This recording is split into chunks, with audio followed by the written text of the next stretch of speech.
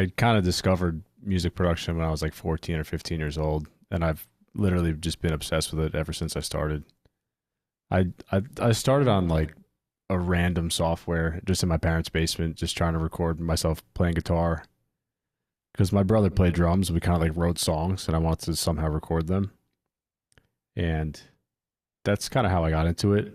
I was in a band called Sever the King, and like that was like the real early days of that. Just me and my brother writing songs, and that's kind of how I got into this stuff, and I've just been doing it ever since. Hell yeah. I went back and I saw that you remastered it, and I always enjoyed that record and hearing it remastered. That's sick. Thanks, man. For whatever reason, I wasn't happy with like I guess how I mixed it at the time. I was also like pretty young. I really didn't know what I was doing, and I decided like years later to just like take another crack at it, and I'm a little more happy with it. I'm never fully happy with any of the work I do for some reason, but I think that's kind of how every producer is. Yeah, it's a curse. Yeah, But I can live with it a little more now. for sure. That's I feel like that's a good question too, is like what would you tell the younger Aaron that was dabbling with recording back then? What would you tell him? Like, what's some tips for the uncomputer software savvy people out there? Time. If I'm talking to my younger self, I would kind of like maybe not tell him anything because I've had a really cool opportunity to work with some of my like bands that inspired me as a kid, and I think along the way I just trusted my gut, and I definitely got some cool opportunities that I didn't think I would get. Um, I definitely like for a lot of the time maybe became a little too obsessive, and I didn't like think about life as a whole. Like I kind of like maybe put too many hours into like mindless nitpicking. That kind of stuff maybe I would have a conversation with my younger self about. Uh, But other than that, I would just kind of trust yourself, trust your taste, and if you really like this stuff, you'll figure out a way to make stuff sound cool and have people work with you. Hell yeah. def Hey Matt, if you could keep your microphone a little closer to your mouth. Amy said you're a little quiet. Oh, all right. Yeah, no problem. Thank you. Looks like it's pretty close. Yeah, I'm not eating it. I'll try. So, would you say like as far as production goes, like you start off and you're like, hey, we want to track stuff, so I'm just gonna give it a shot, right? And you start tracking stuff and hmm kind of dabbling along the way. At what point did you go, not only am I getting good at this, but I really enjoy doing it, and I'd like to pursue that, further, just as far as being a musician, also. Yeah, I almost didn't like realize I was getting better at it until other people started to wanting to work with me.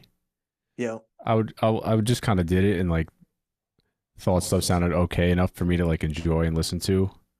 Um, and then other people were like, I heard this thing you worked on and I want to work with you. It sounds awesome. And I'm like, that's amazing. That's a cool, like, I've never done that before. Let me try to record somebody else. And it just kind of, I enjoyed the process of that. And then it just kind of snowballed.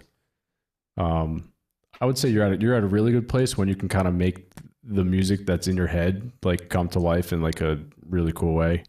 I guess that's when you know you're like getting good at this stuff because you don't have to like think about so much how to make it come to like from the thoughts to the actual recording and have it be impactful.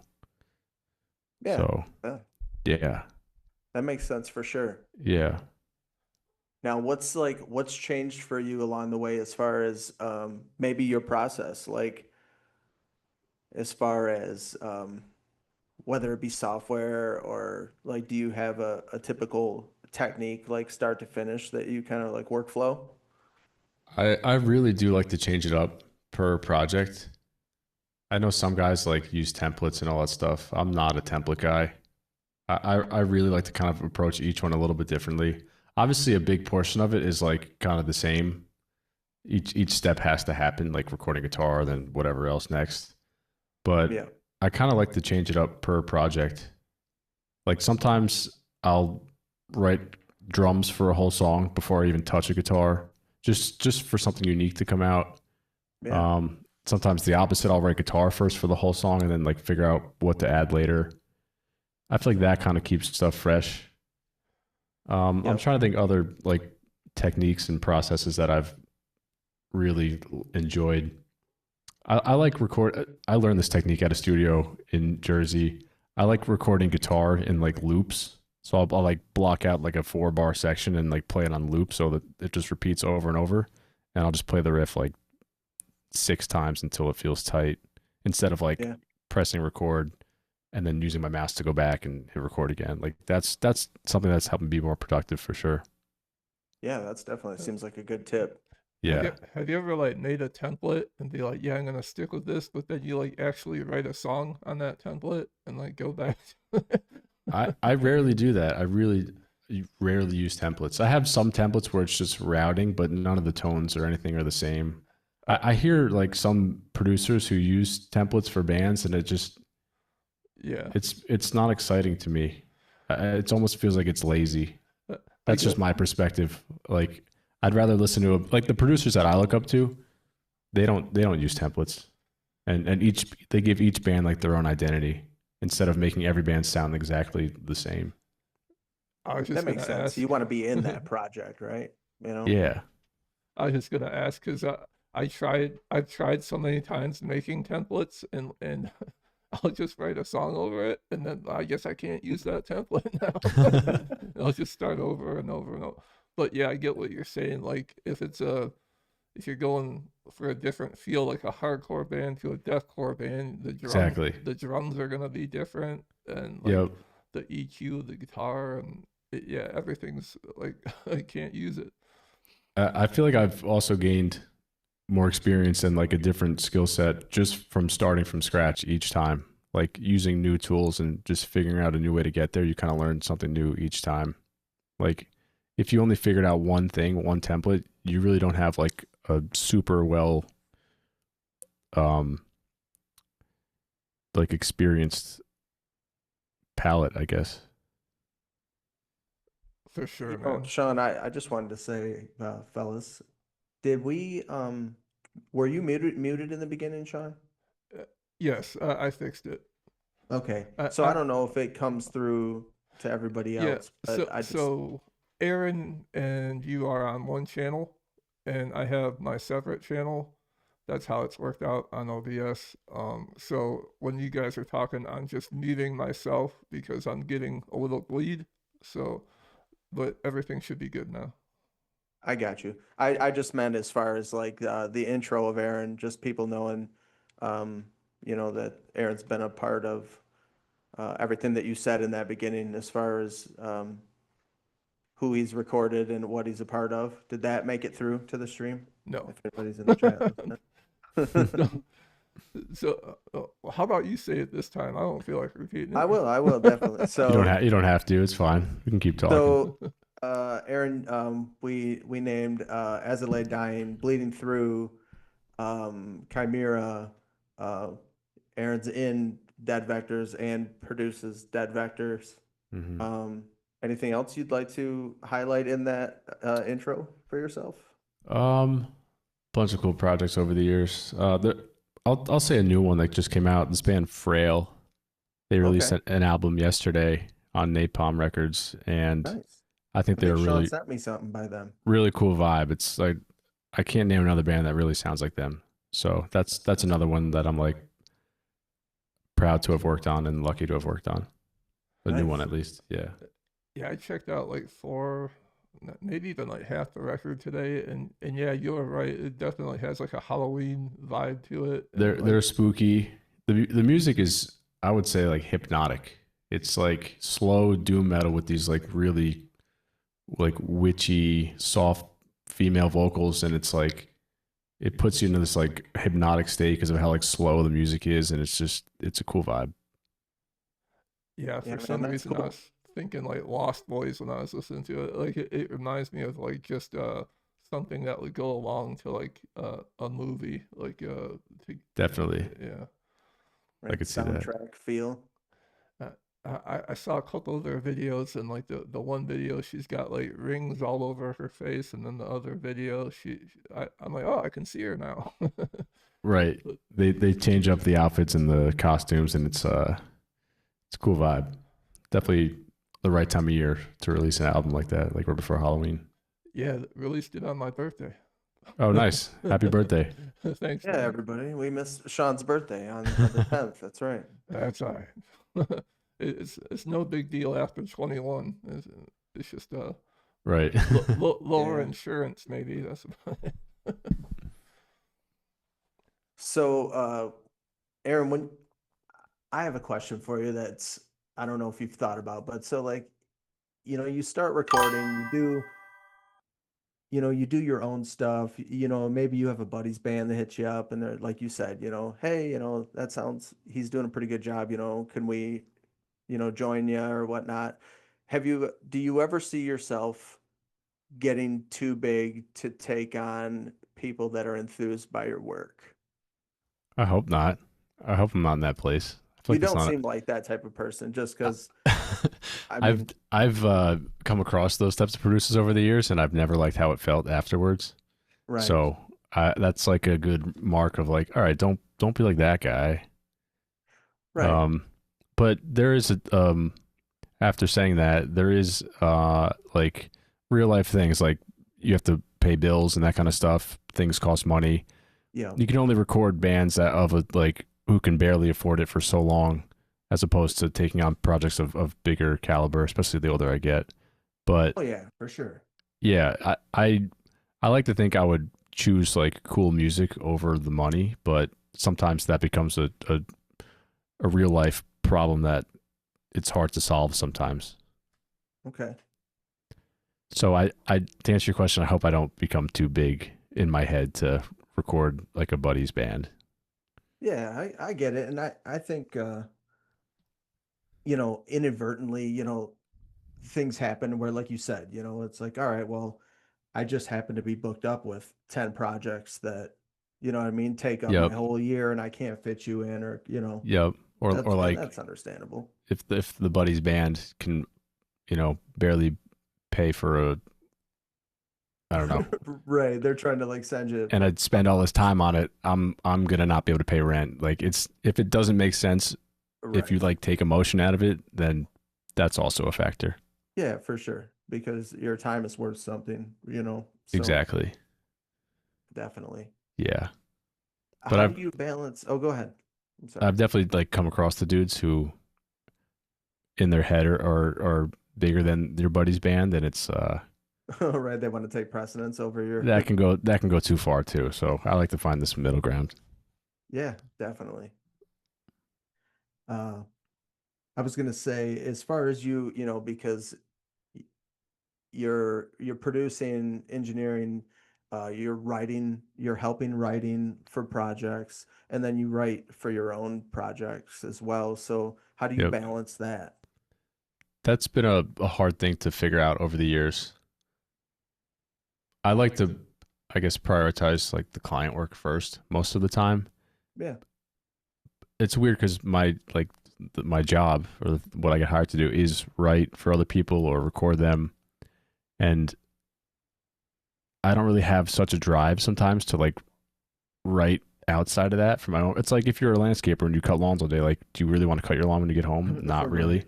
It's kind of the same thing, but lately I've like carved out time for where I'm gonna write dead vectors for fun. It almost becomes like I have to kind of force myself a little bit. A couple years ago, I think 2021, we put out a ridiculous amount of music, and that definitely burnt me out a lot. And I just don't want to get back to that place.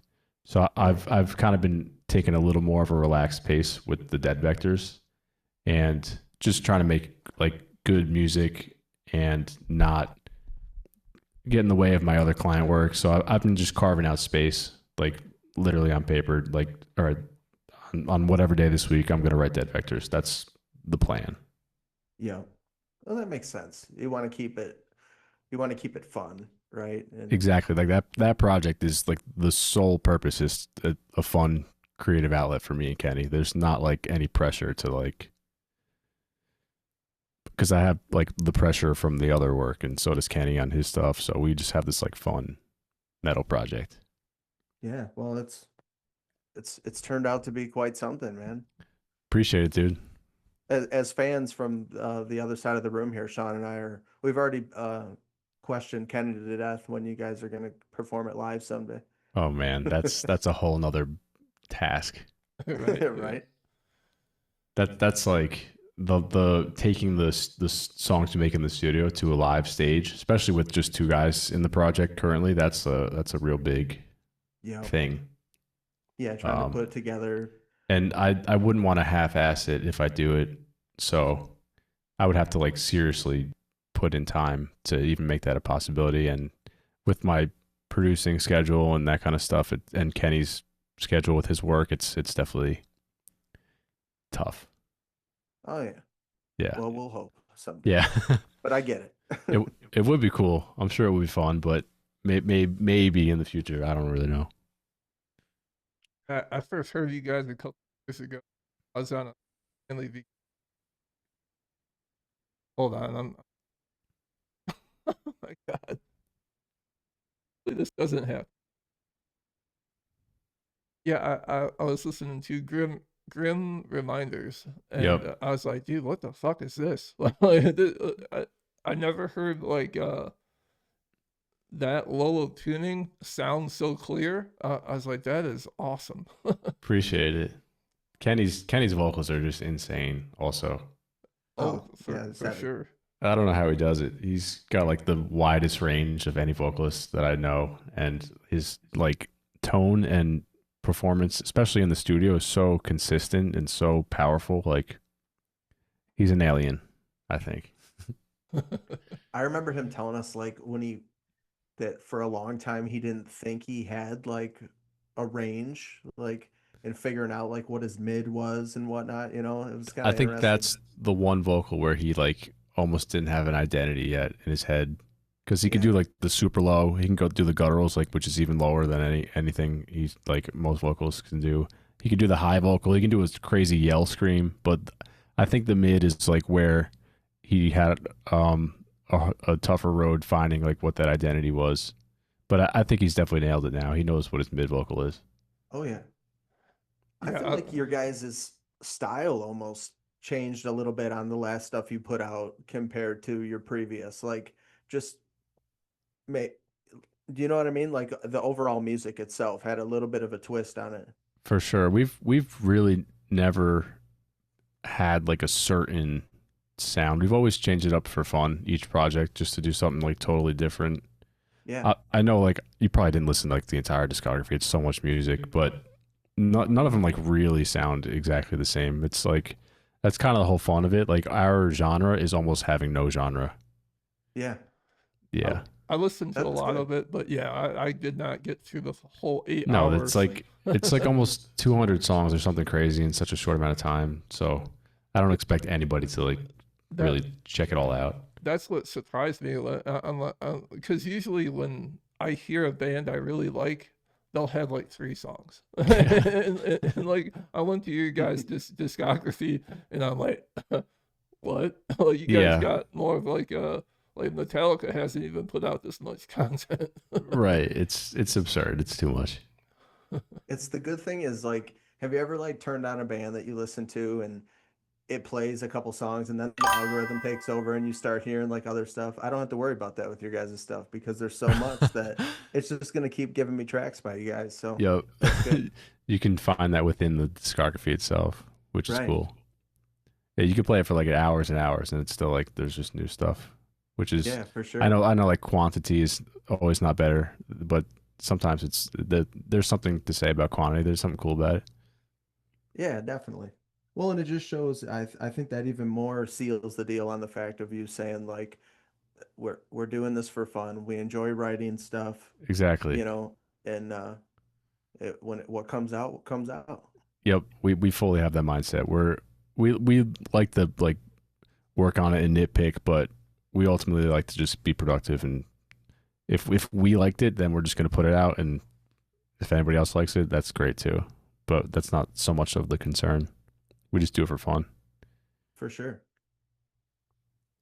So what would you say, like, because I feel like in our current modern day heavy music, we're getting a lot more bands that are coming out that have like lower tune, maybe like gent type sounds, and Yep. it's really grown. What would you say sets you apart from the rest out there? Hmm.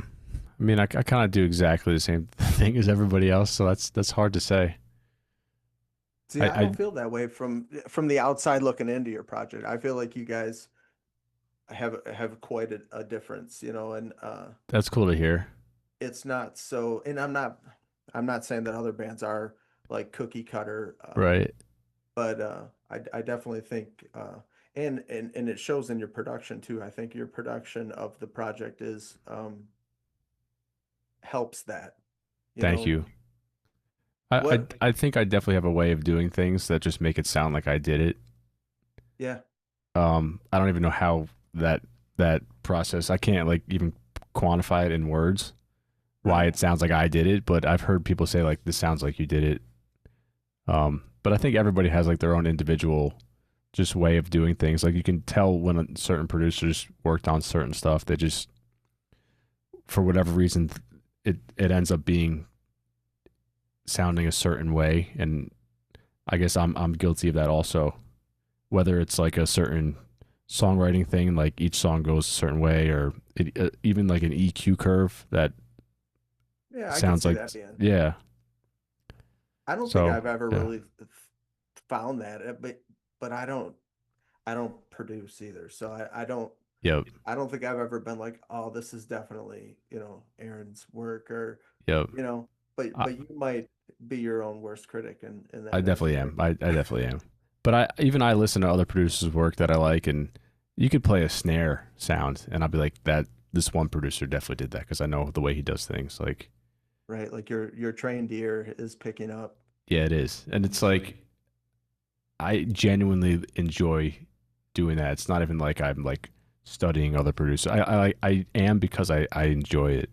It's just like why I'm gravitated towards this stuff. It's like I like that each producer can do their own thing, and it's cool to hear what certain techniques certain guys use versus others, and Yeah, you can definitely tell when certain dudes did certain things, and that's just like why the individuality of each project is cool. Working with a certain person, and like they put their own stamp on it. definitely. Yeah, I saw you were doing some drums and you like brought out a bucket and you were playing. Yes, that was a Dev Vector song. I think it's called Slither. Um, I was in like a drum ensemble in like high school, and we did bucket drums and all this cool stuff. And I was like, I've never heard that in a metal song, so I'm gonna do it. That's awesome.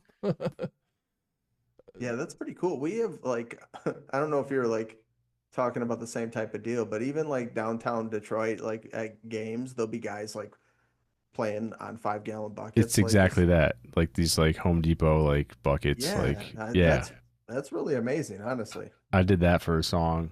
I that's what like we've tried some weird stuff with Dead Vectors. Like I have this old like it's called a zither. That's the instrument name. It almost looks like a I don't know, almost like a harp, but it's like so out of tune and just like disgusting sounding. And me and Kenny thought it was cool because of that aspect. So we have some of that in our music, just like dissonant, out of tune creepiness, just in the Yeah. background. We try to do stuff that's like weird and different. Now, that's my struggle when I'm writing stuff. I feel like I write stuff and I can't, I know it needs, like, I feel like, hey, you know, this needs something here, but does that stuff come easy to you where you can listen, and how do you do it? Like, do you have a song already laid out for a band, and say, man, you guys should really add this, or even your own project, like, we need this here. Let's play around with this. That definitely comes natural to me. That's a That good thing. that's Your one song can sound area. really plain without it. That's one area of this whole thing that really comes natural to me. I will admit that. Like I usually know what to put next in a song. Um, I would say the part that I struggle hardest with is the mixing. I get in my own way because that's more of a technical thing, I think. And I've nitpicked and went insane over mixes in the past, but usually knowing what to put next, songwriting wise, and what parts would be cool here, I definitely um have had success with that like pretty easily. I think one thing that's helped me over the years is like really trusting my instinct, like my initial instinct, and not like dwelling on a part for too long. Speed is like my friend in this game. Like I try to write songs and just let it flow out of me. I don't let myself get in the way and start thinking like that's a bad part. Just let it, just write it, and like you can always revise it later. Yeah, I That's could see that's like that being important. yeah. Like I don't even allow that part of my brain that says like you should not write that. Just like let it all happen. I kind of like really try to get out of my own way. Yeah, I think you hear a lot of these let's say big artists or masterpiece projects that have been during our time or before our time to where they said it was a one take.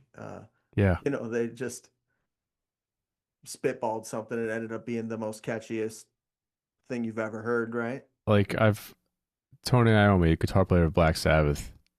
I think he wrote that song Paranoid on the guitar, like while the dudes went out to take a coffee break. Like, and then they came back and he was just like, here's our biggest song ever. Like, Right, just right. like sometimes weird stuff happens like that.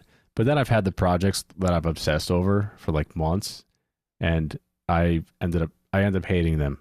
I can't listen to it for years after that because like I just remember the Right, the grueling struggle. yes, and that's definitely something I've struggled with this stuff over the years is like getting too obsessed over like a negative aspect of the recording and trying to make it too perfect, and speed is my friend, and that I've realized just usually my instinct is hopefully the right move. What's your thoughts like on, because I'm a big fan of production, especially Cool. like in the genre that Sean and I listen to, or I listen to as well. But and I also like bands that, I mean, shoot, we grew up with when there wasn't much production too, like the early start of deathcore or like Yep. screamo. You know, what's your thoughts on the change from then until now, and bands going back to um raw production and those sort I of things? I definitely appreciate like a more real sounding album. Yeah. Sometimes it depends on the band and the genre. Some bands do well or sound better when it is a little more produced. Like I would say modern metalcore, like the big bands. That Hmm. seems like a genre that should be produced like kind of heavily. I agree. Um, but some bands like they almost go too modern with it now, but they really should have like a more raw recording. Yeah, Yeah. Um, yeah, I agree.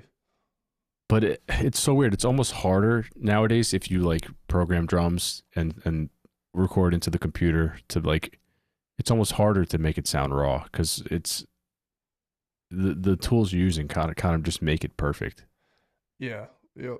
Yeah, for sure. The yeah, like I use Easy Drummer, and I've been wanting to just like get raw samples because like like you said, it's hard to make it sound like unprocessed and everything. It's just Yeah, like to the grid and like quantized, and I'm like consistently like shifting things just a little bit because like I don't want the drummer to sound perfect. yeah. And And I think it's hard as a producer also to like purposely make a band sound different than all the other bands that are coming out now. It's like a true risk that you have to take, and I don't think a lot of bands are taking that risk. They're seeing what other bands are doing, and if those other bands are being successful, it's hard to not like try to do what they're doing production wise. Like a lot of bands nowadays, the big bands, they go to the same producer, same mixer, and it kind of made them all sound somewhat similar, at least in modern metalcore. And I think back in the day with the more raw albums, each band kind of sounded a little bit more different than they do today, Oh yeah. Yeah, I can see that for sure. which I think I would that's something I'm maybe missing. But some producers and stuff, they're great at capturing that vibe. Like Randy LaBeouf, who does Kublai Khan and Case of Strain, and all, he's so good at making stuff sound like huge, but like real sounding. That's a producer that I think is great at that stuff.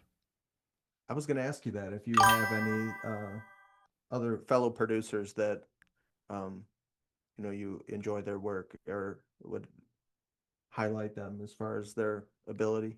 Yeah, definitely Randy, um, Will Putney's work, Machine. He does like he did like Lamb of God, Sacrament, and Ashes of the Wake. Yeah, I'm not too. Hold on a second. Sean's got the stadium. I usually don't wear headphones, so it's tripping me out. Oh shit. The Machine, I just started hearing about him. Like, what other stuff has he done? He's Anybody else done. Yeah, I can hear that. Yeah, you got some echo coming through, Sean. Hello? Yep. Yeah, it's like stadium. Oh, my bad. I couldn't hear you for a second. I'm so sorry. Yeah, it's still there. It sounds like you're an announcer in Tiger Stadium. Hot dogs, get your hot dogs. All right, hold on.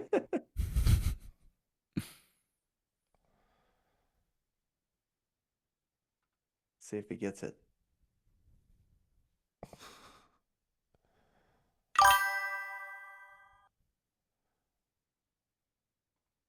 All right, should be good now. Still Testing. hear it. Still hear it? Yeah, it's still there. I don't know what would have changed when we were going there, but Oh, that should take care of it. Yep. it did. Okay, Yes, it did. good. All right. There you sorry. go. Moment of This is what happens when you Clarity. experiment during streaming. yeah. So, Sean, I think you asked a question, didn't you? Oh, I was asking about the Machine. I just wasn't too Oh, yeah. familiar with what he had worked Oh, on. Machine. He's like a legendary metal producer. He's done like my favorite albums he's done is Lamb of God, Ashes of the Wake, Sacrament. He did Suicide Silence, No Time to Bleed. Huh. He's done a ton of stuff over the years. This new band he recorded, I think they're called Unpeople, and I haven't heard of that. they're really cool vibe. His mixes are like awesome. They really inspire me. Someone in chat said that you are the king of swanky riffs. That's definitely Kenny. He said something about you have Big Daddy vibes. What's the name? Oh, I can see the chat. That's Kenny. Hi, Kenny.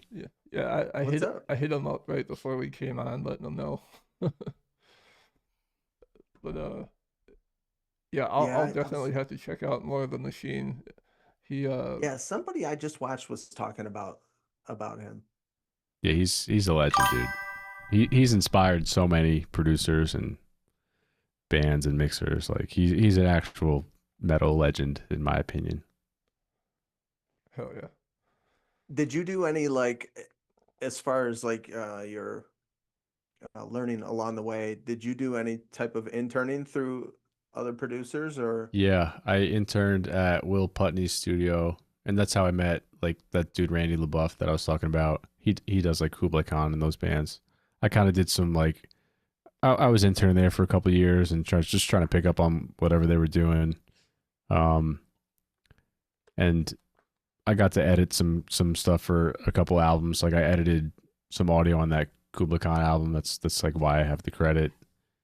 I think That's I did. cool. I edited like a Gideon album, maybe one or two others. But yeah, that's like my intern experience. I also interned in New York City for like a jazz studio at like right after college, and that was just like I just wanted to see what a studio was like.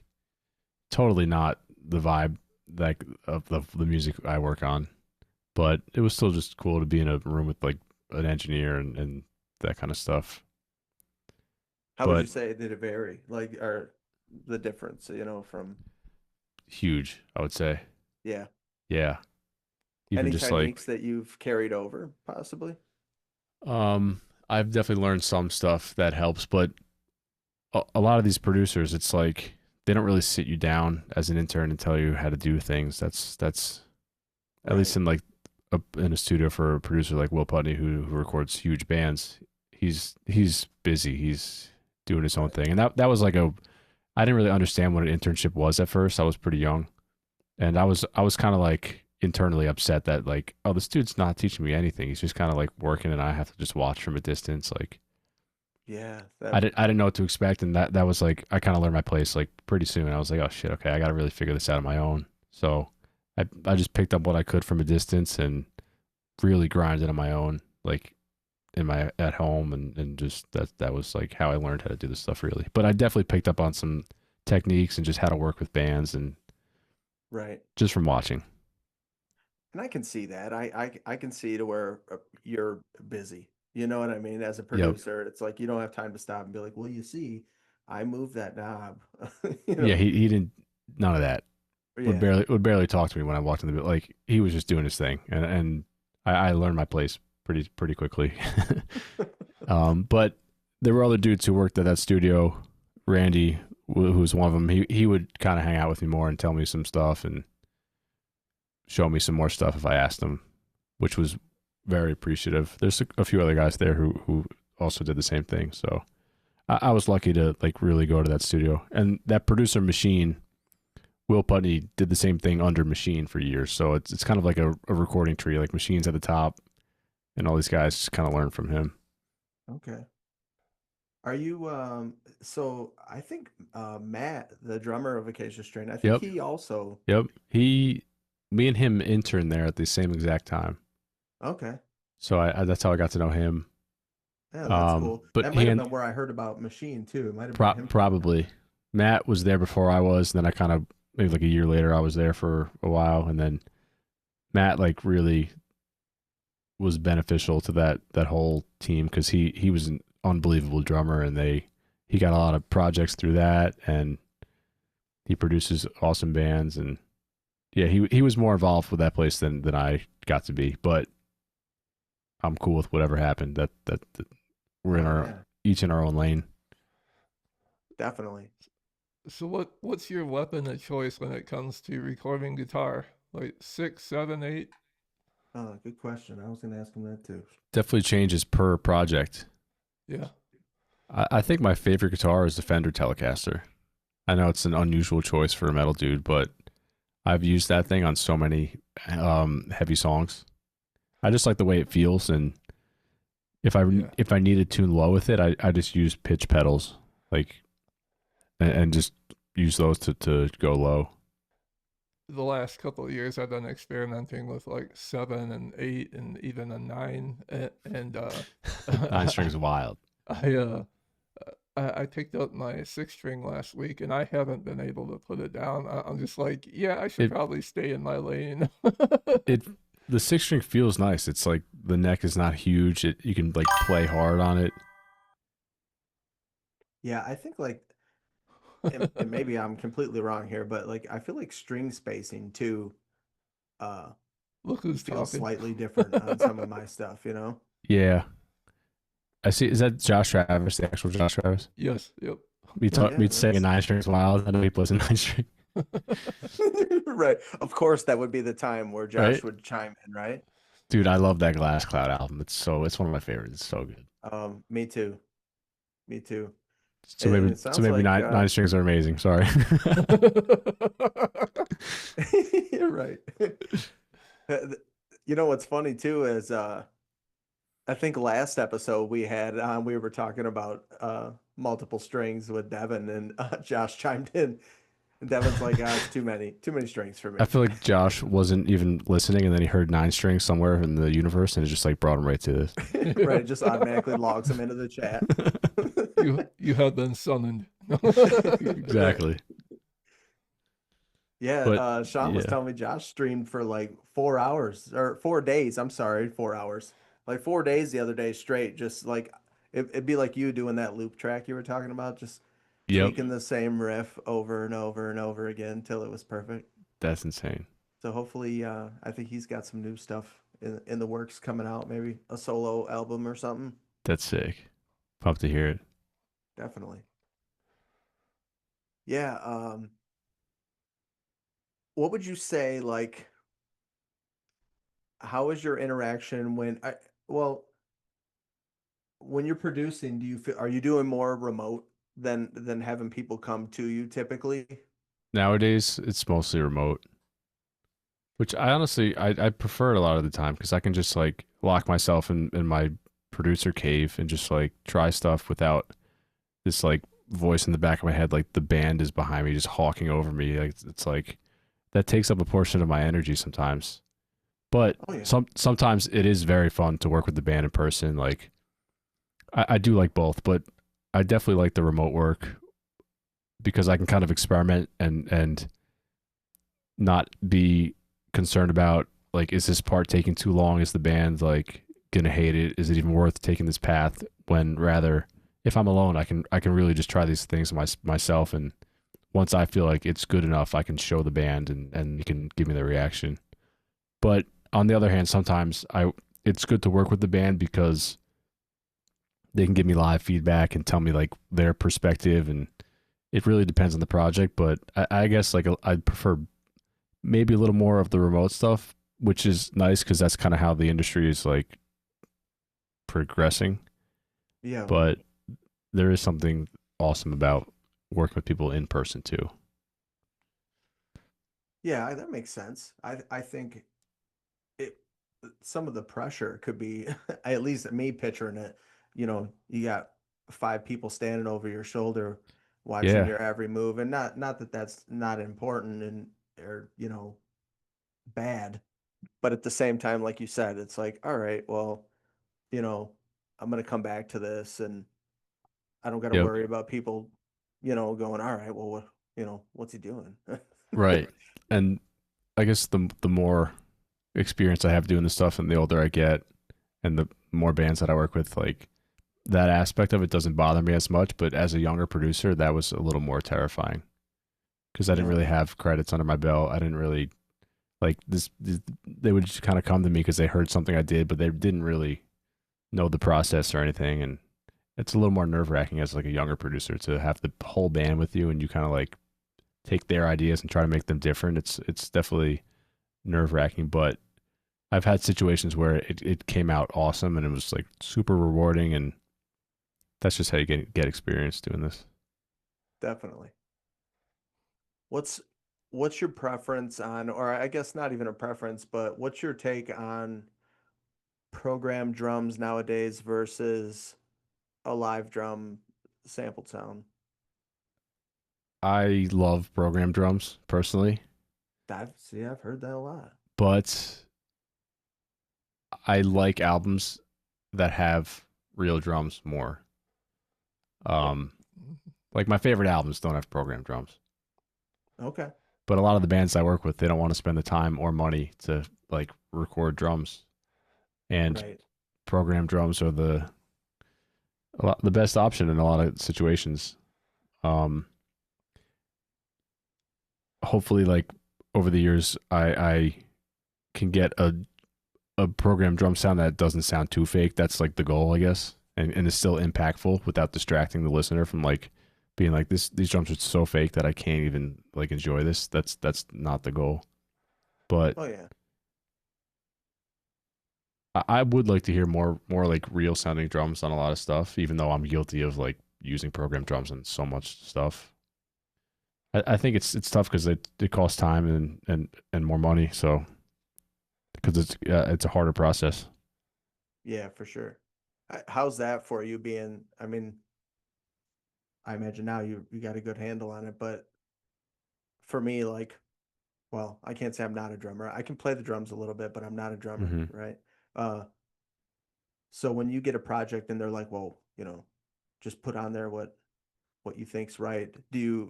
Is that come easy to you Oh or yeah, yeah? I'm a drummer first actually, Oh, okay. so I usually know what to do. That's good.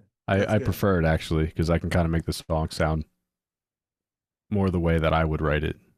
Yeah. Yeah, it's my Um, biggest hurdle. yeah, Like, thank God for program drums because I wouldn't be able to write anything. Like, I got Tune Track Easy Drummer like 10 years ago, nice. and like I can't play drums, but I'll like go on YouTube and like look up like top 10 fills, and I'll just I'll look at like what they're Right. doing Two and like tom input hits. it Right.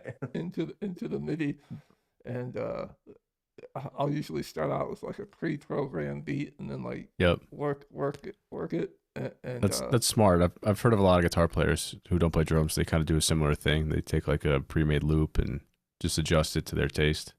yeah, you know, and Yeah, I like doing that because it's like less velocities that I have to mess with, and like it kind of gets me in the ballpark. Because if I just start it, everything is at 10. It's just like, yeah, this ain't gonna work, man. right, right. The compressor is scared. Yeah, I definitely like real drums overall more. But this is my ultimate saying, not saying, just what I believe. I think real drums are best, but I think programmed drums are better than a live drummer who doesn't play that well. Right. So I would take programmed drums over a just okay real drum performance. Yeah, probably from a producer standpoint too, I imagine you could probably, I don't, not to sound shitty, but like waste a lot of time trying to Exactly. repair. Right. There's only so much you can do with like a just okay drum performance. Right. So I will prefer programmed drums in that case. Yeah, if there was a See, I guitar need that for the program. program guitar, man. I've I met need to there's fix my shitty guitar playing. have you messed around with any of the programmed guitar I've plugins? seen it a little bit. Sean's I've showed heard me a it. couple Some things. of it sounds really good. It does. It's a cool writing tool. I've used it like I've been in like on vacation or something and like in an airport and been like I wish I had my guitar because I have a song idea and I just used the programmed guitar thing and it does a good job of just at least getting the Yeah. idea across and you can kind of put it through like an amp sim. Yeah, that's a great purpose for it, actually. Yeah, I've written whole songs just like in the computer and then got to my studio and recorded them later on. That's crazy. That's awesome. Yeah, What are some of the, like, I don't even know, like, what's out there, but what are some decent, that you can get a decent sound out of? That's there's one called Odin, and that one's I think the best one. I think another company's called Shreddage. They have a that's a good one too. But they definitely sound fake and programmed. Like it doesn't sound like a real guitar player played it. right. Yeah, But it's right. It might be better than Mouth and the Riff, right. like Sean and I talk about. I feel like That's if cool. you're in like a technical death metal band, like you can get away with using programmed guitar just because of how tight it has to be anyway. Like no one's gonna Right. really.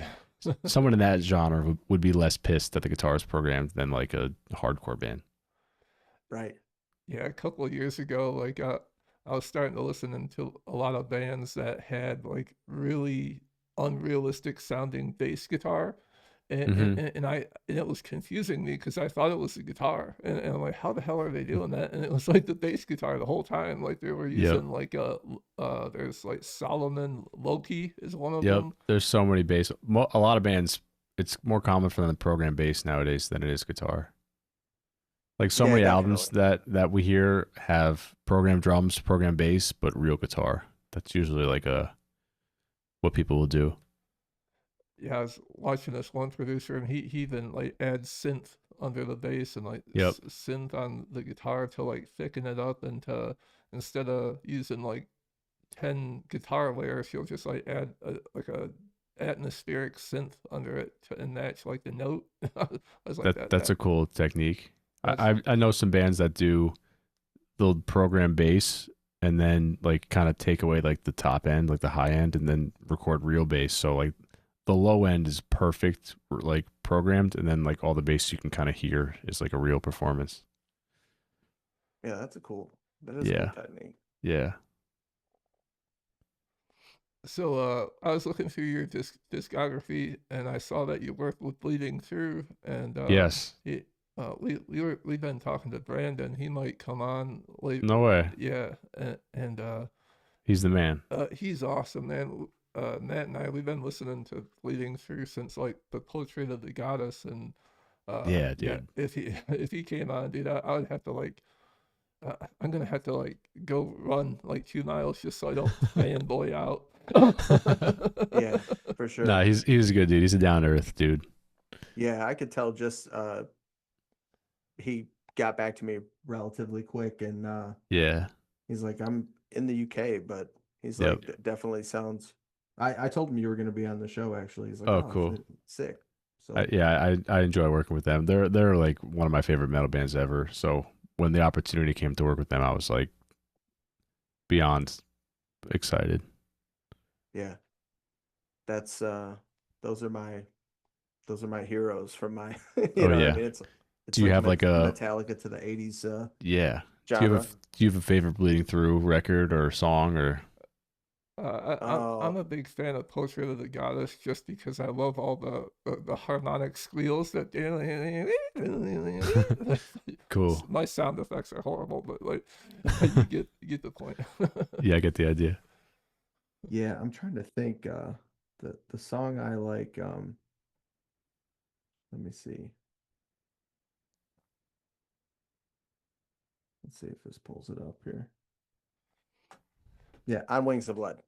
That's Nice. probably my favorite song, I think. Yep, that one's I cool. and I I like. think it's just the chorusy, like Yep, I loved all that stuff he put in there, and like that's kind of like the early like synth yep. stuff, and the Yeah, like the black metal feel.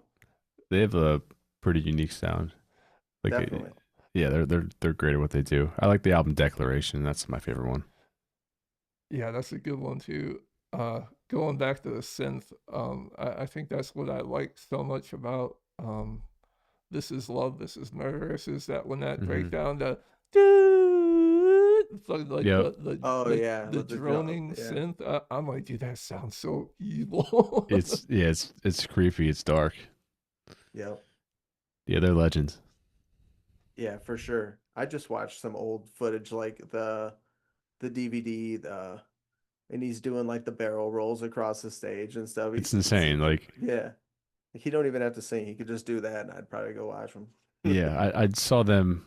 I think this is right as I was starting to work with them. They played in Brooklyn, and I went to the show, and Brandon goes like 110% the whole time. It's like watching a Ray Lewis like highlight video on YouTube. Like, Yeah, he goes hard, and it's impressive, especially like they're not the youngest band, and it's insane how hard, like the energy they bring. It's inspiring. That the drummer is a machine. Like the Yeah, Derek is he's awesome. man, He's so good. He's an underrated drummer. oh for sure. He's great. yep, for sure. And So what do you have? Anything exciting you can tell us about in the works, possibly, Let me or somebody think. you'd like to work with, or I did a couple songs for um 2 movies that are coming out, really? which is something that I haven't done before. sick. So I get to go to the movie theater like and listen to songs that I've did That's in the movie. that's awesome. Yeah, how cool is that? That's a That's first for cool. me. So I guess that's something I've been excited about lately. So you're And gonna it's go to like the standard showing or the IMAX? maybe both. Yeah, right? Yeah, then and those songs are totally not metal at all. It's like a movie soundtrack. So that was a fun experience, something outside of my comfort zone and fun challenge. And luckily, we all agreed on the end result, and everyone's happy. And that's something new. Is this something that isn't out yet, or It's not out yet. I'll definitely post about it when it's out. I don't know awesome? if I'm like able to. I really don't know. No, that's okay. I just yeah, keep us in the loop. I think it comes out. It's a horror movie. It comes out, I think, in December. Okay. But yeah, I'll definitely post about it. So the So, frail band you worked with, Yep. so how much did you like produce it, mix it, master it, or did you just Y- have Yep. so I did all all of it? those things. So they sent me like demos early on, and I kind of added stuff or rearranged some parts. They had like a lot of the songs in a good spot, and I kind of just like did this last maybe 15 to 20% just to get to like a final song progression. And then they came to my studio. We did drums. My buddy who I share the studio space with, Shane, he helped engineer the drums. He's a great drum engineer. And we got a cool drum sound, and the drummer John did a great job. And then I mixed everything, and that's the end result that you hear. So Yeah, yeah, I was definitely heavily involved with that one. that's awesome. Yeah, I see so many. I don't want to say those type of bands, but like I've seen thousands of bands that kind of imitated that same sound, but like to me, like they nailed the mark as far as like that's getting awesome to hear. getting that sound like to Yeah, be. Uh, I, I don't know. I feel some of those bands like have a vocalist that goes too hard in the yep, chorus, and it like takes away from the song. Uh, that uh that and some of them that I hear like it's like they'll have like a really good drummer and excellent end point. Just I think they nailed it out of the park. yeah. It feels authentic to them, which is important. And I'm glad to see other people are like responding well to it. That back to like real versus program drums. That's an album that has like very real drums on it. I barely used any drum samples, so Yeah, it's I'm sure like, it's and refreshing too when you can have it's so somebody fun. capable and, you know, Exactly, very refreshing. Um, and it sounds like real drums, which is awesome. And if you listen to it, like it's very minimally edited. It's like almost not even quantized, some of it. So it feels like a dude played it in a room, which was the goal. yeah, Yeah. for sure. Have they been a band for a while? I think this is their third album, Okay. but I didn't even know about them until I was shown them or before working with them. So it was a cool, unexpected project. Yeah, I'm happy I caught your reel last night because like, I probably wouldn't have noticed if I didn't. But yeah, I saw your Instagram reel and like you were Hmm. uh excuse me. There's another project you worked on recently. It was like a metalcore band, and there was like some clean singing in it as well. I saw that on your Instagram reel like maybe a month Hmm. ago. Uh, I don't know if Hmm. that rings any bells. I don't know. I mix for a bunch of different projects, and a few of them fit that. Yeah. So I don't know. I have like a Spotify playlist that I constantly upload the new bands that I mix. So if Oh, okay. anybody's listening and somehow wants to discover that, if you just go to my Instagram, it's in like the link in the bio. Oh yeah, that's And cool. Right yeah, on. I'll there's do like that. a big list of all the bands that I've done lately. So hopefully it's in there. Right on. Like when Matt and I were doing our research on you, like we had we had your website, Iron Audio, and then we were using AI. and Oh, I, cool. and I'm like I don't know how accurate that's gonna be. Right.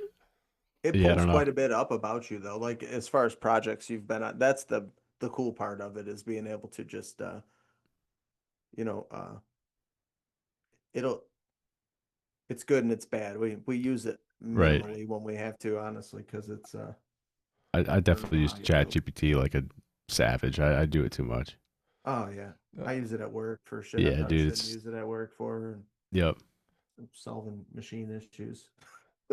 Yeah, I use Nice. Perplexity AI whenever I can't find like the right compression settings or like there's so many things like as far as audio production.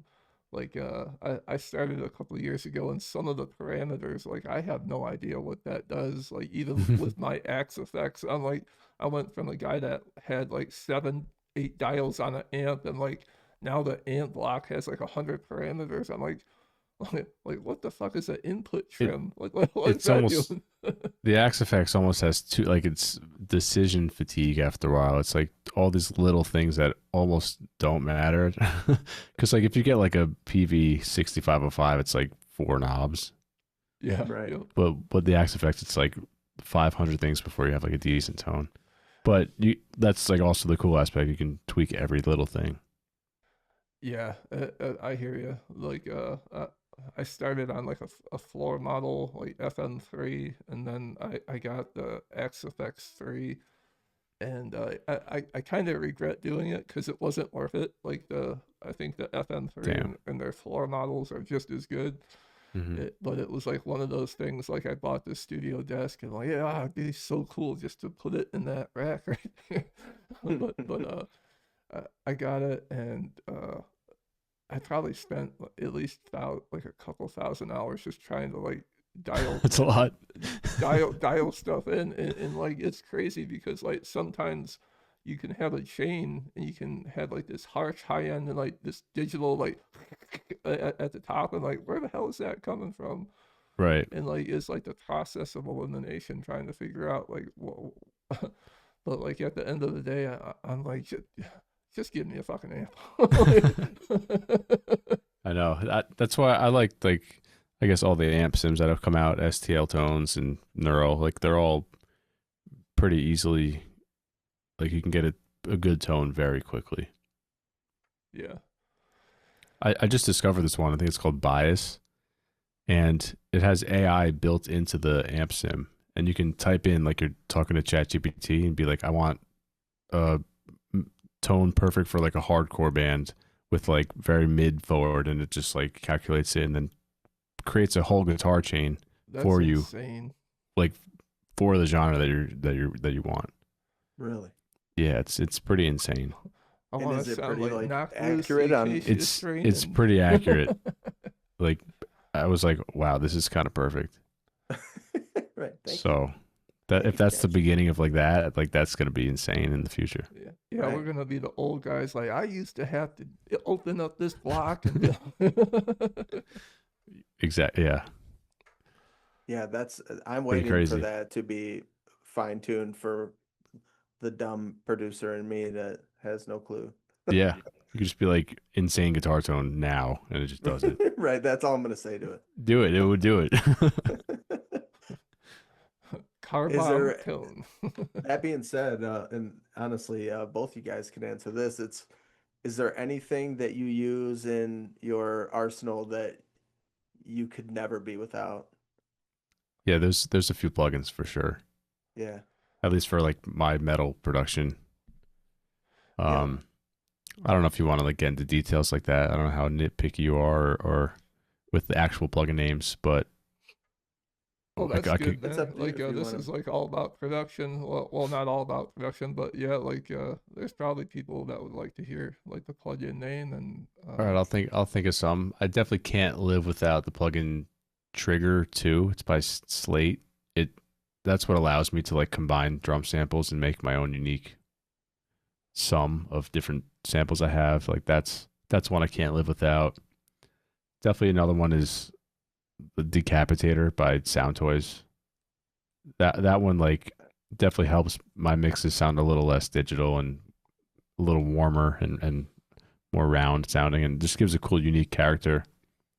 That's kind of like it's tough as a modern producer because we all have the same tools now, and it's tough to have like your own sound. So I will purposely add plugins just to make my stuff sound like not how it did, like just plugging it into the interface and putting guitar tone on. Like I'll purposely make a sound that sounds a little more like have character, and I feel like Decapitator is one of those plugins that helps get to that place.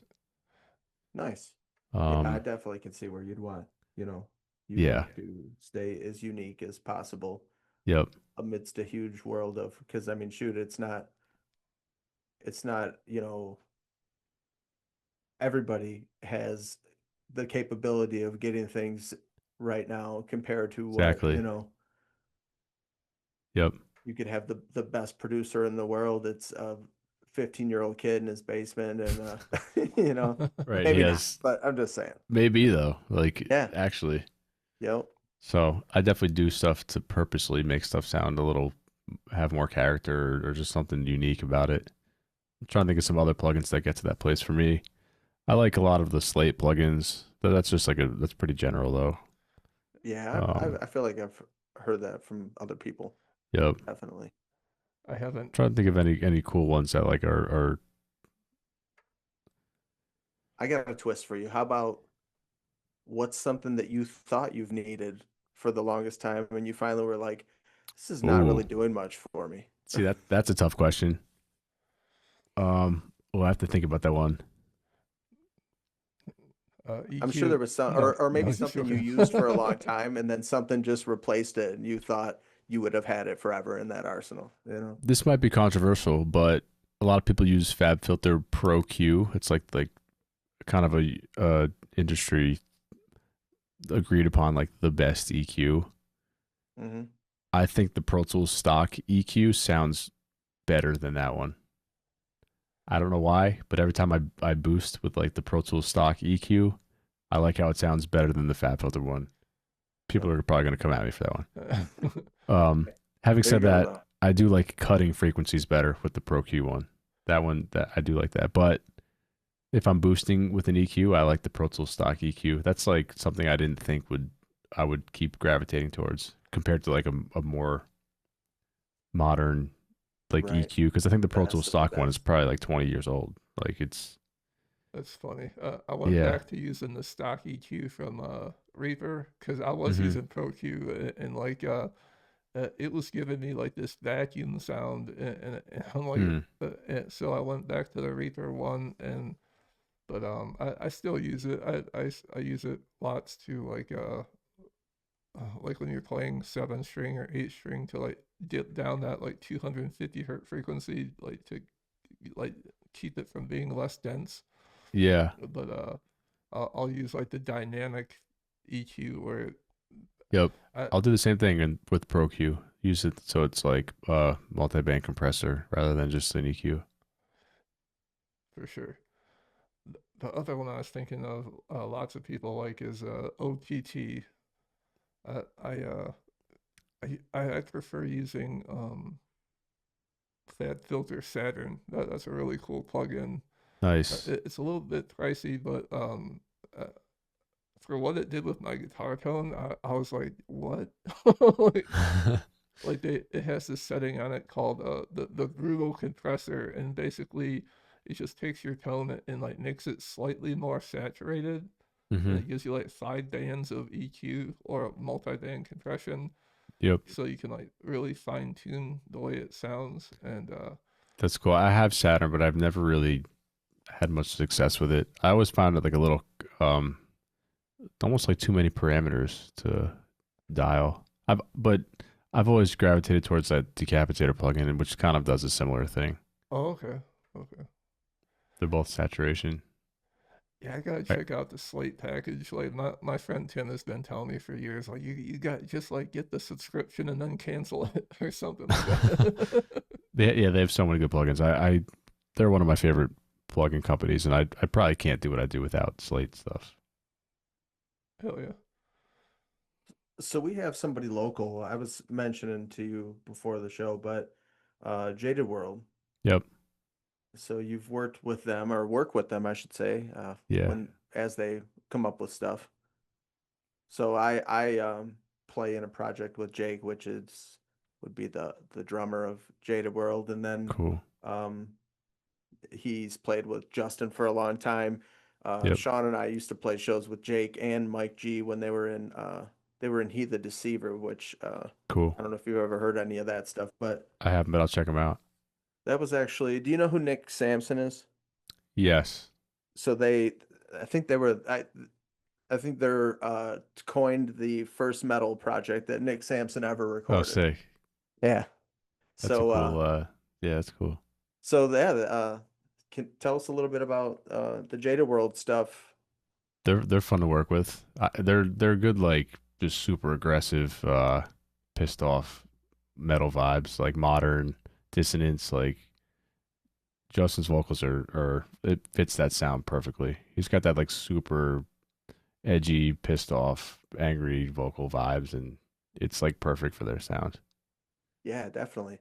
And they're Yeah. kind of as far as the remote production type of deal because Yep. those guys we got Jake here in Michigan, Mike's now in California, Justin's Florida. I didn't realize they were so spread out. I've only talked to a couple of the dudes. Yeah, well, Mike wasn't. Mike just went to California recently, but Cool. and Justin's been doing, I don't know if you, I'm sure you probably see like he's been doing these vocal covers and whatnot, and he's nailing them. I think I saw some of those recently. Yeah, Yeah, he's pretty pissed. he's an awesome vocalist. He has a unique sound. Like I can easily be like, that's Justin. Yeah, for sure. Yeah. I know that Jake has like specifically said for like the stuff that we're coming with to try to get together, we want to try to contact you at some point. So hopefully we can do that. That'd be awesome, man. Appreciate For it. sure. So what would you say? Do you have anybody that you've recorded as far as a perfectionist in the sense of like you not a perfectionist. I let's say very particular. Have you had anybody that sticks out to where Oh my God. Yeah. okay. Oh yeah. How do you handle someone that's trying to reinvent the wheel or you know It's like it's tough because one, they're paying me to do the project, so I'm gonna like, you know, want to do a good job, and I don't want to have to refund them for me not being willing to do the work. Um, I've experienced some dudes who just take it really far, and they'll do like 70 revisions on a song, and Oof. some projects it's worth it to have your name on. So I definitely did those revisions, like, and then some it's like a newer band, no one's really knows who they are, and it's tough to like do I do all this shit for like I don't even know if anybody's gonna listen to it. That's where it gets like a tough internal monologue. um you could I know some producers who like charge more for more revisions. right. I usually don't. I kind of just like work on the project until we're all happy. But if it becomes like unreasonable, then I'll be like, okay, we've like beat this thing to death. I can't do another, like I can't spend more time on it without like it not being worth it anymore. So I just need like a little bit more money. Like it's tough to have those conversations, but Yeah, well, your yeah, time is valuable too though. I get it. right.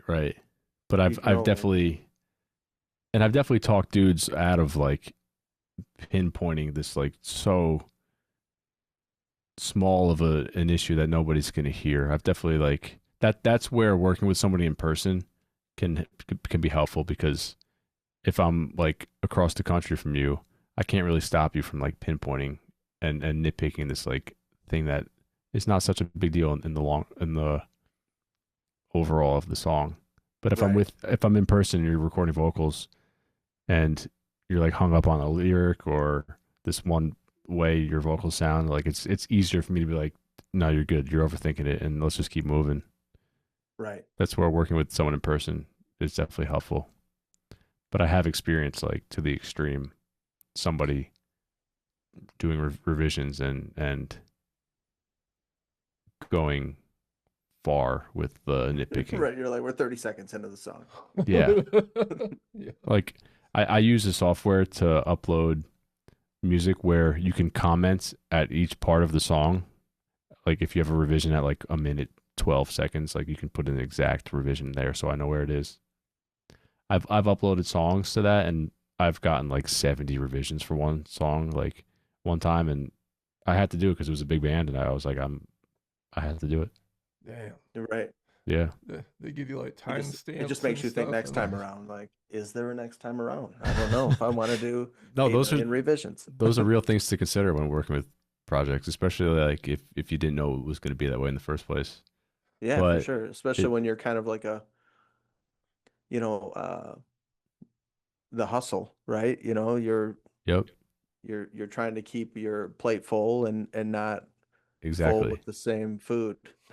Yeah. So in that moment, it felt worth it to do all those revisions. That's cool.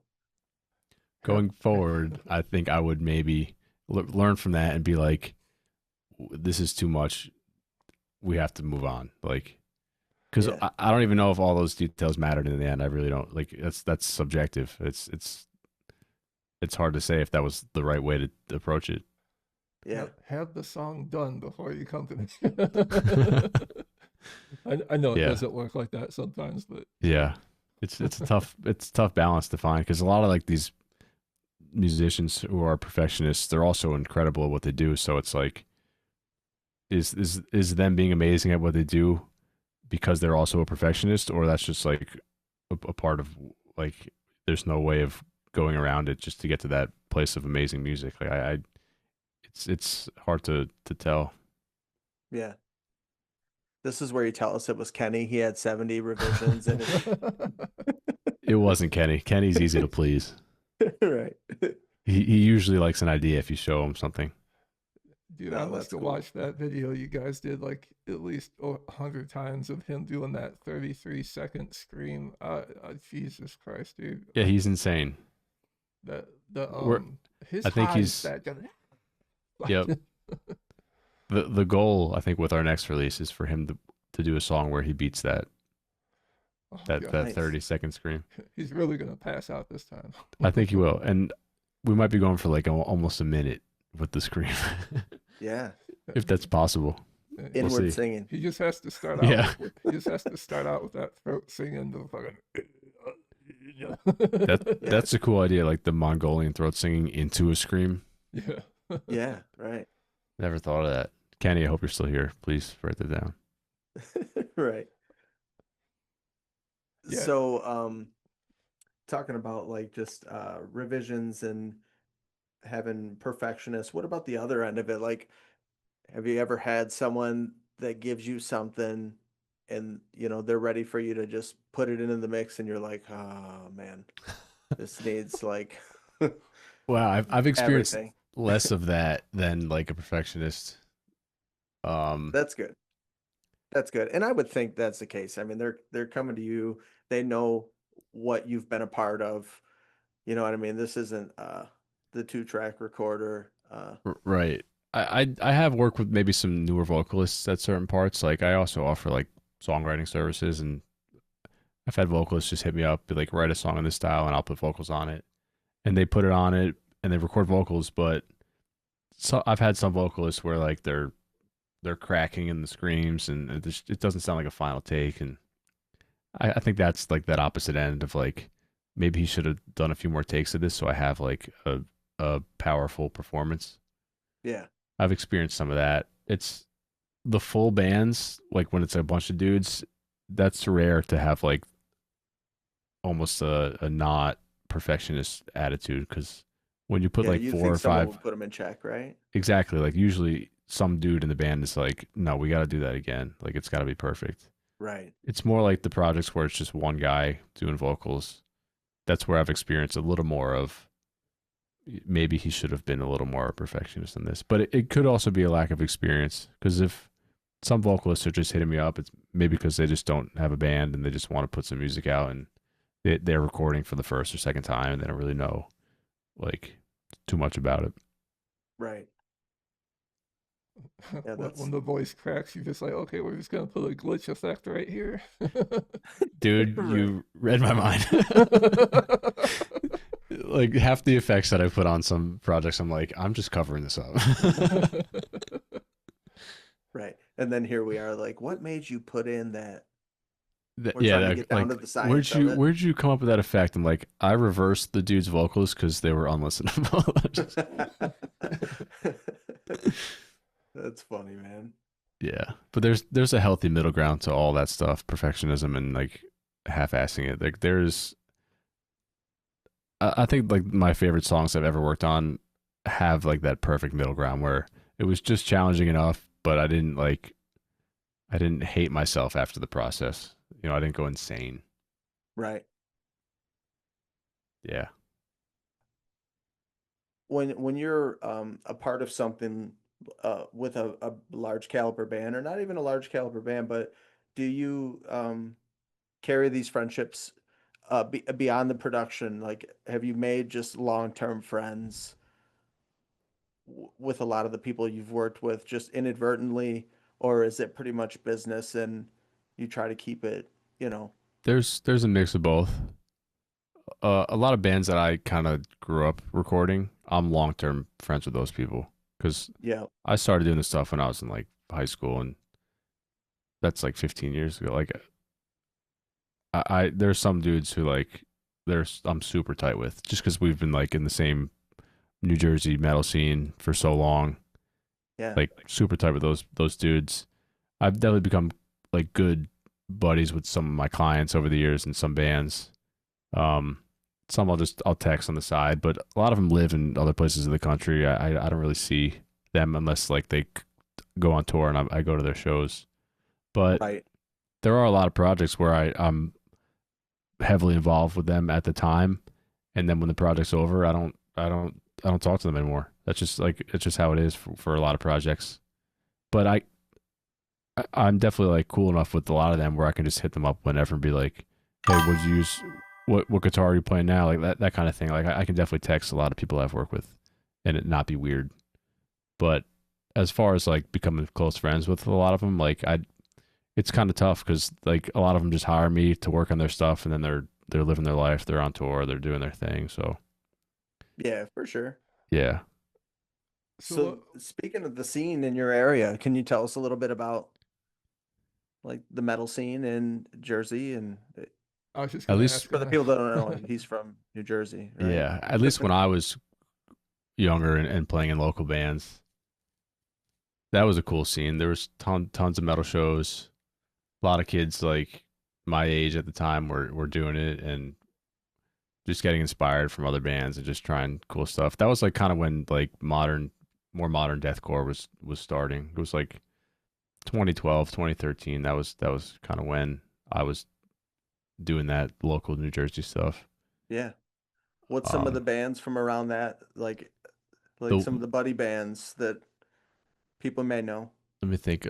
Sentinels is a band I produce or Oh record yeah. now. They were one of those bands. This other band called Borderlines.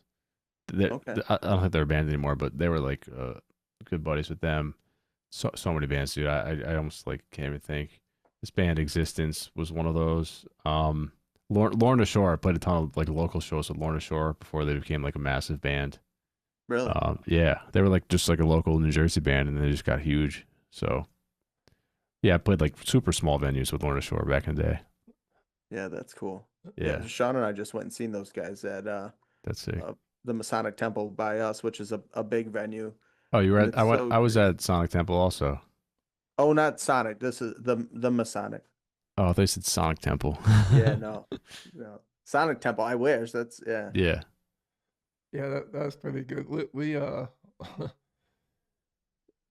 the sound guy, I don't know what was happening that night, but like the sound was going in and out, and then by the time Lorna Shore got on, like we couldn't even hear. Like we went out and hung out by the bar, but my ears were ringing for like 3 days after that show. It almost sounded like the house audio like couldn't hold up to Oh, it sounded like it was maxed out and it was like it was cutting out on the high end, you know? that's a bummer. Yeah, I don't know. And it started off like so that was I don't know if you know that tour, but it's Lorna, Black Dahlia, Shadow of Intent, Peeling Flesh. That's And a that's a sick lineup. oh yeah, it really was. Yeah. Um Peeling Flesh, I don't feel like we heard those issues. Um, Hmm. it's almost like as the show went on, I don't know. I don't know what was You going on. usually as the show goes on, they kind of bring the sound like a little bit louder each band as they get bigger. So maybe like it was Right. like maxing out. I don't know if they like. Yeah, we have a I'm Yeah. couple venues that do that, like the State Theater, like the opening bands are always like 25% volume, and then Yep. like I saw after the burial with Motionless in Light, and I was so Hmm. stoked to see After the Burial, and they were so quiet. I'm like, Oh no. shit. But then Knock Loose comes out and it's just like cranked. I'm like, why? That's just how it is with the headlining band. Man. But Knocked Loose, I wasn't a huge fan like listening to their record, but seeing them live was a different experience. I was like their guitar tone was just insane. Like, I've definitely had that experience with some bands. Like I've heard about them or wasn't super into their stuff, and then I saw them live, and I was sold. Right. I understood them after that. I can imagine a band like these like a high energy band like Yep. Dillinger or something. You know what I mean? Going and seeing it, Yeah. they're like, holy shit. I You know? saw, I think it was Ramstein. Not sure if you've ever seen them live, but it's like Yeah, I have. unbelievable. You have. It's insane. Yeah, I saw them in the early days. Like I think Wow.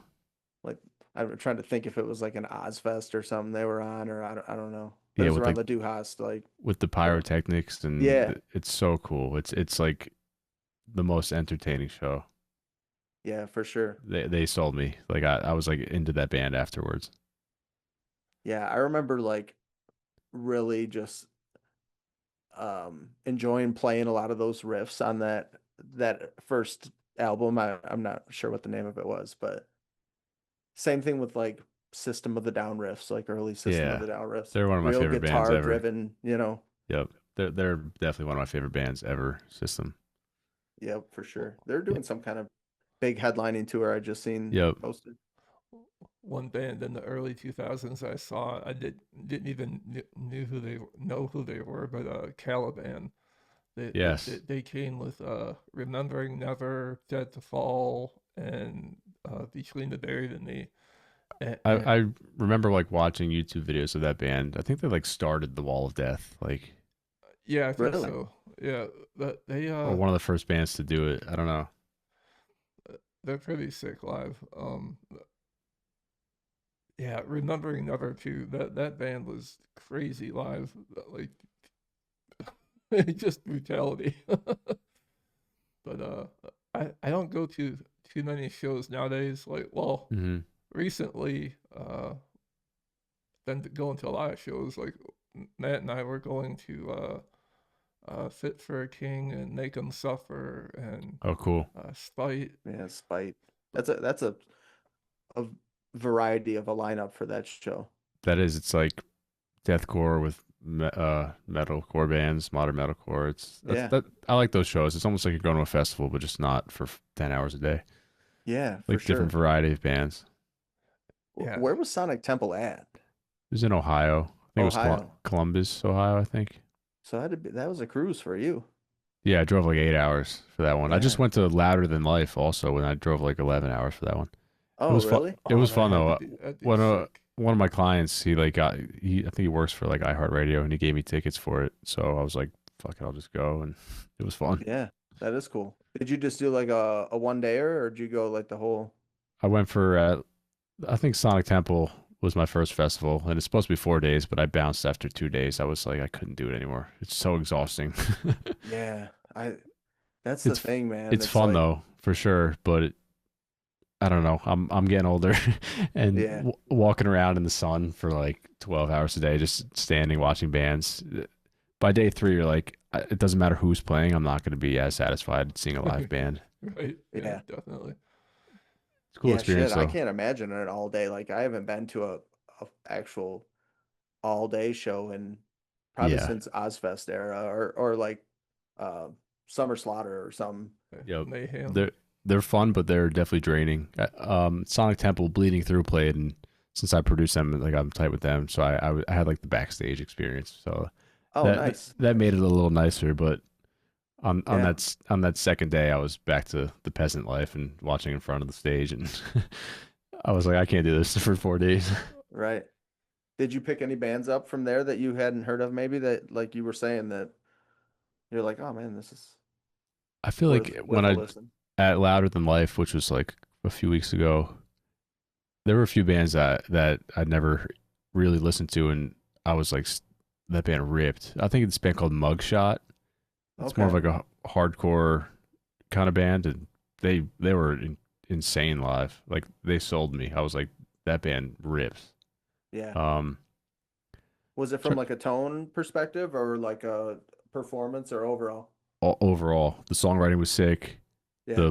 The band was super tight. The tone was great. The live sound was great. It like everyone did their job, Yeah, and it that's was sweet.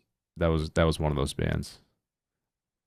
I'm trying to think of like who had the best set. Maybe I think Breaking Benjamin was like the best band I saw that whole weekend. Nice. Really? Yeah. Dude, I don't I've know. always been a fan of Breaking Benjamin. Like there's bands that are mainstream bands to where if you like pull it apart and you're like, this is actually a lot heavier than people realize. Like, Yeah, they're just like you know, overall fun to listen to. They kind of hit all those check check marks. Like yeah. they're And you can heavy. scream too. Like people, I Yeah, don't think people realize that, you know? yeah, and they were.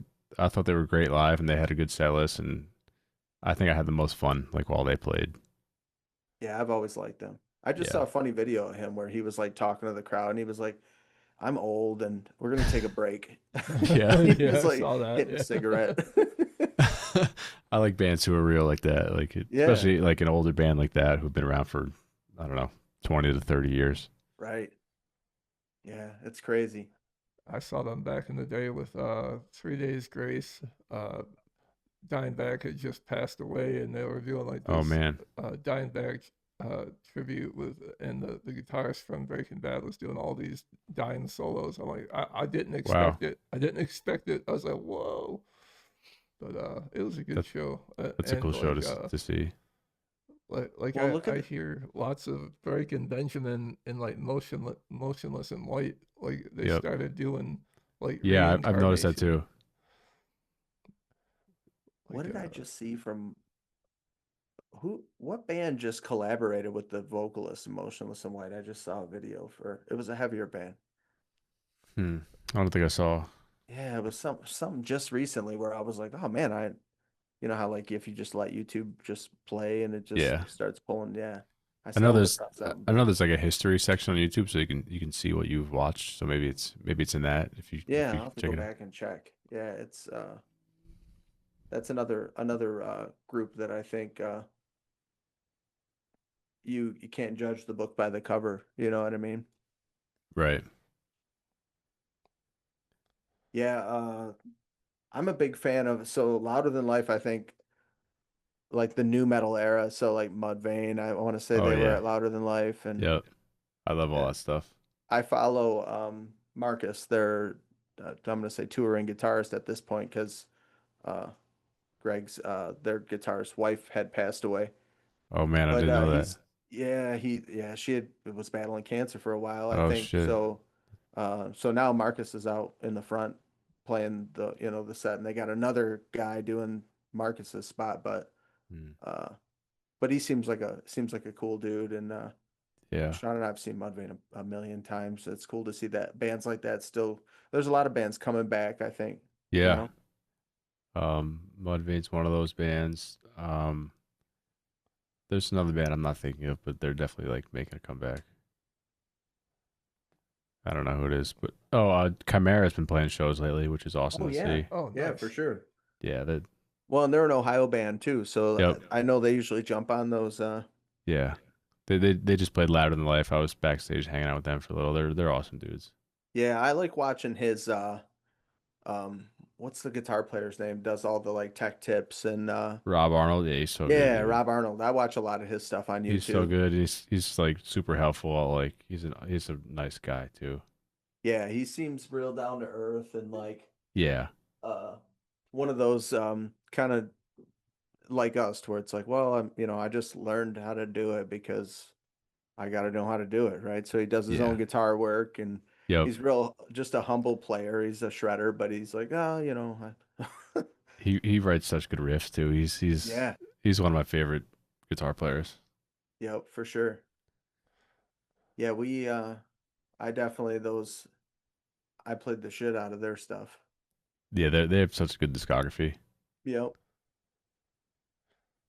They're one of my favorite metal bands ever for sure.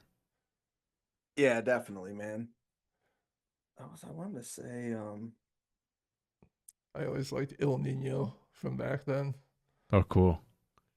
My yeah, they were my buddy who's Tommy, who's in the band Newcomer that I produce, he's the new El Nino vocalist, and That's so they're cool. they were just at my studio, the whole band, and we did some vocals. So Oh, nice.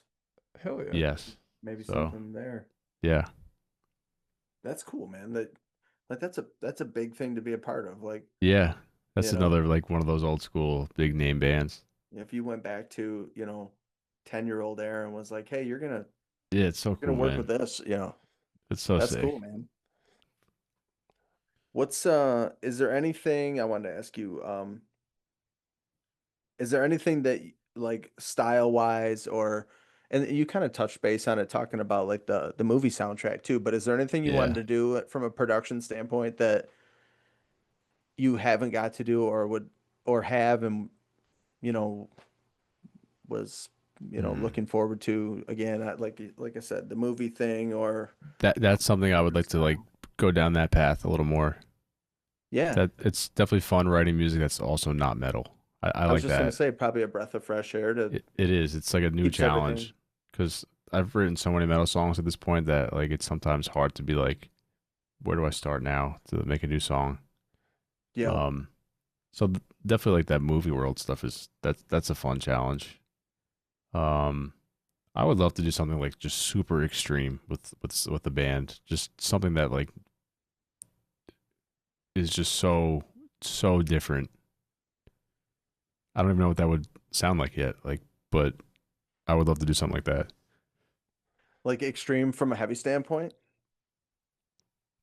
Just from like an overall vibe standpoint. I Yeah. think heavy would be cool, but just something so different and even just production wise different, like extreme in like using a Right. certain tool a certain way Yeah. Yeah. that is like would maybe make people go like that doesn't sound good, but then other people would love it. Like you kind of get that extreme reaction thing.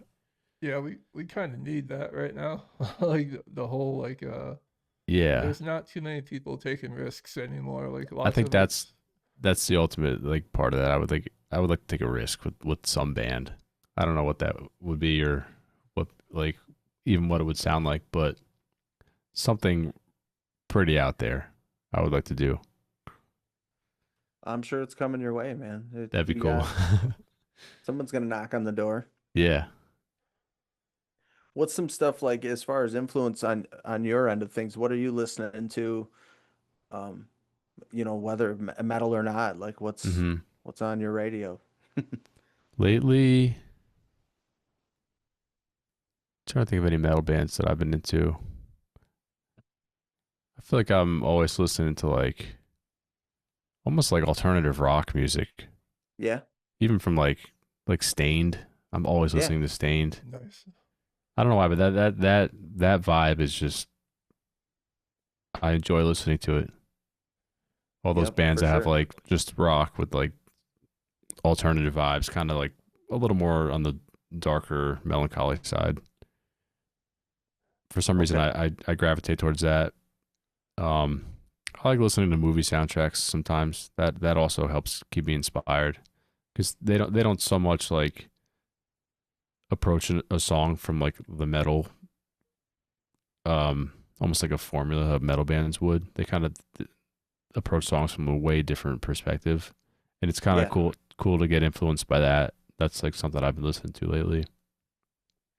I just saw some guy that was a huge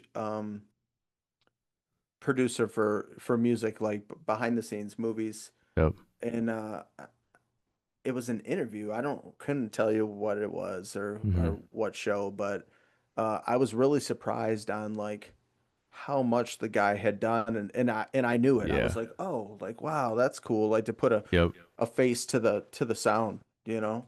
Do you remember what movies he did? Ah, I don't. And it was like an interview on YouTube by somebody. Yep. Maybe it was I don't think it wasn't Garza. It was it was a big guy though, like motion pictures, like many Yep. big things. There's a bunch of dudes who have like done that. Um, I like to. I guess a soundtrack that I've liked recently is I don't know if you've seen the show Mandalorian. Okay. I do know the name for sure. that soundtrack is like so inspiring. I don't know why. I feel like it just the dude just like totally nailed the vibe, and the songwriting is like really cool.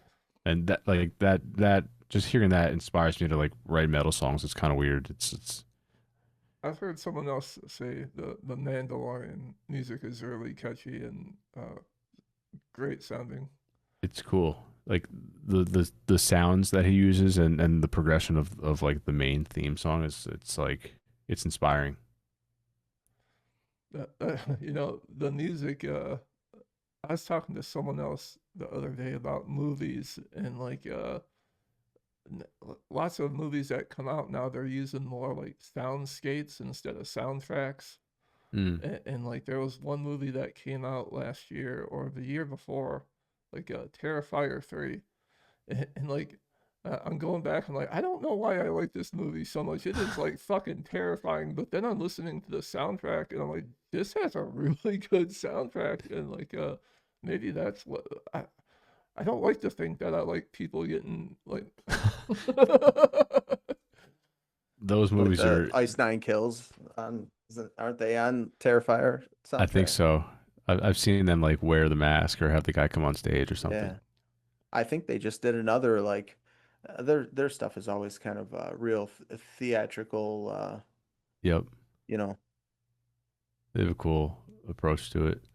For some reason, I can't. I've tried to watch Terrifier and I can't get past like two scenes, and Yeah, it's like it's brutal. I write crazy metal for like all day long, but for some reason, like if that translates over to horror movies, like I have a certain point where I can't go past.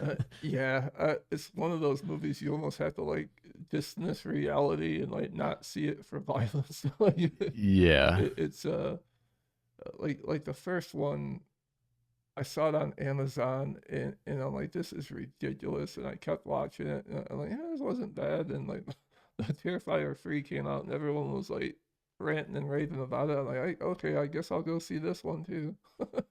But it was cool. Like Art the Clown, those guys are I don't know if they're from Michigan or they're somewhere around here, but they came out to a local theater, so I went and took a picture with them, oh no and way, that's and, cool. and it was pretty cool. But they're really down to earth guys. I think it made me feel better, like getting to know them. Like I'm like Right. you guys aren't like You like guys goes aren't like the right. characters that you play. Thank Yeah. God. yeah, didn't he hold character for a while though, Sean? When you met him? We'll Uh, see like a method actor guy. yeah, Yeah, see, that would scare the shit out of me. I he's know. like but he wasn't being violent. Like that's one thing about those movies. Like he does a lot of funny shit in those movies that like doesn't go along with the whole serial killer thing. Right, But it's more clown based, but at the same time gruesome. yeah, and he was just like doing some funny shit. But I struggled a lot with like just talking about that type of stepping away from reality, but like a lot of like the Rob Zombie films and some of those, I'm like like The Hills Have Eyes or something. I'm Yeah, like, dude, I'm I've like, seen it's The a Hills Have Eyes. whole different realm of twisted that I just can't wrap my head around. Yeah, You know? yeah, yeah, I've seen The Hills Have Eyes. I probably haven't seen it in like 15 years, but I definitely liked it when it came out and I was like younger. Yeah. Yeah, it's I'm the like scary movie watcher that's like through my fingers and shit. Like, Sean, I you've always been into him though. I feel like Sean's always watched yeah. I always Nope, watch that's fucked up him. shit. I don't know.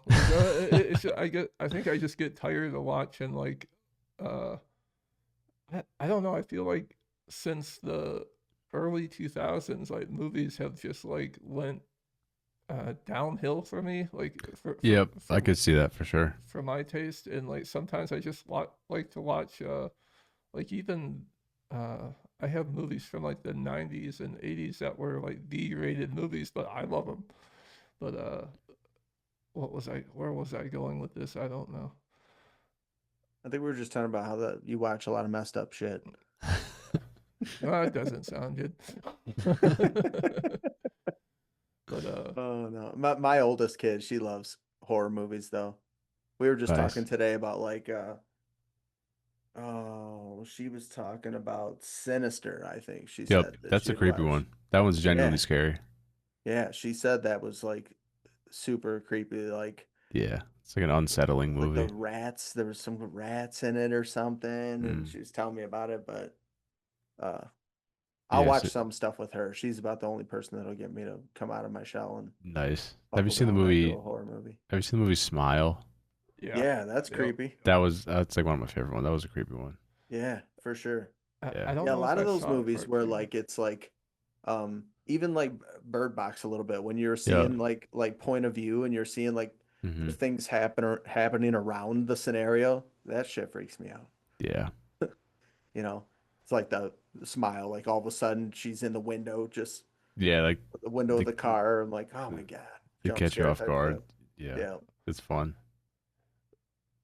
One thing I wanted to ask you about is your guitar tuning. Like when I'm listening to like Dead Vectors, and it sounds like you switch it up, but Yeah, like I truly switch it up, and like it's random, honestly. Even within an album, it's like different songs or different tunings. Like I don't nice. really keep it the same. Some albums have the same tuning for every song, but some it's like truly not the same. And I think it's because I have this pitch pedal in front of me, and I can just like easily go down like a semitone or down three semitones, and it's just like a new tuning, but I have the same tuning on the guitar itself. You using like the Lammy DT drop? I have the Electro Harmonics Pitchfork, Oh, okay. but then I also have a whammy pedal, so I kind of have like two in a row, and I can the Pitchfork is cool because it has a blend knob, and I can just like Oh, blend all right. like with the original tone of the guitar, and That's nice. a lot of dead vectors I blend. It's like a minor second, which is like one note away from the original note, and I'll do that like 50% blend. So that means everything I play on the guitar is dissonant all the time. Right. That's like some of those albums on the Dead Vector stuff have that tone, and it's just like it sounds gnarly. Yeah, I love that stuff. Yeah, Yeah. I love that's one thing like I've had the Axe effects for years, but I never thought to do that with like I came from like an amplifier background, and I yeah, never had a pedal board, and like I usually just relied on the gain on the amp. And I think that's one thing, like getting into amp modeling and even amp sims. Like I started messing around with effects, and like I never really understood like how you could use pedals to not only have an effect, but to like make your tone sound more like how you want to hear it. oh yeah, And that was like a whole learning process for me. But then getting into like the pitch pedals and like you were saying, like changing it a semitone and then blending it, and like getting into octavers and ring modulators, and like some of that stuff, like it's hard to find a balance to where like it doesn't sound too ridiculous, and like finding that middle ground to where like when you right, record it, it actually sounds like the instrument. yeah, and even within the song itself, like I could have be most of the guitar is just like the whole song is normal, no pedal, and then like for like a breakdown, I'll do like a blend of like an octave lower, just so like the breakdown feels like heavier, Sick. that Do, kind of Yeah, stuff. that Like makes sense. yeah, do you like change up the drums too? Like maybe add saturation or something like that? sometimes like the whole mix bus itself, I'll do some moves to like push everything a little harder into like mastering stuff just to make it more aggressive for like a part. Nice. I definitely do a lot of automation, so sometimes I'll do stuff like that. Hell yeah. Maybe Yeah, that's what I was saying too, like earlier. What puts you aside, or your guys' stuff aside from some of these other bands out there is just what you said. I think. it could be that. Like I really automate a lot, and sometimes certain tones don't sound good throughout the whole song if the part's faster or slower. Like it needs sometimes my mix has to change to feel that part. And I'm not scared of doing the work to get to that place and doing all the automation, and maybe some newer producers don't do enough of that, and they kind of just keep the mix the exact same the whole song. Yeah, And, I love. and it could just be like a 5 to 10% difference of and tweaking a part, but I think that it can change the feel and it does matter. Yeah, I think it makes it Yeah. like I love that like bands that I listen to that I hear do that a lot are like Spirit Box. Like his tone is Hmm. never the same throughout a whole song. It's always like That's cool. I'll hear like more overdrive like that like make the articulate notes stick out more, but it's like just temporary, and then it goes Yeah, to like a like well-rounded tone. certain riffs they don't work with the same tone as like the part before it. Like it's kind of cool to change it up. Hell yeah. So you said like you use the Telecaster a lot.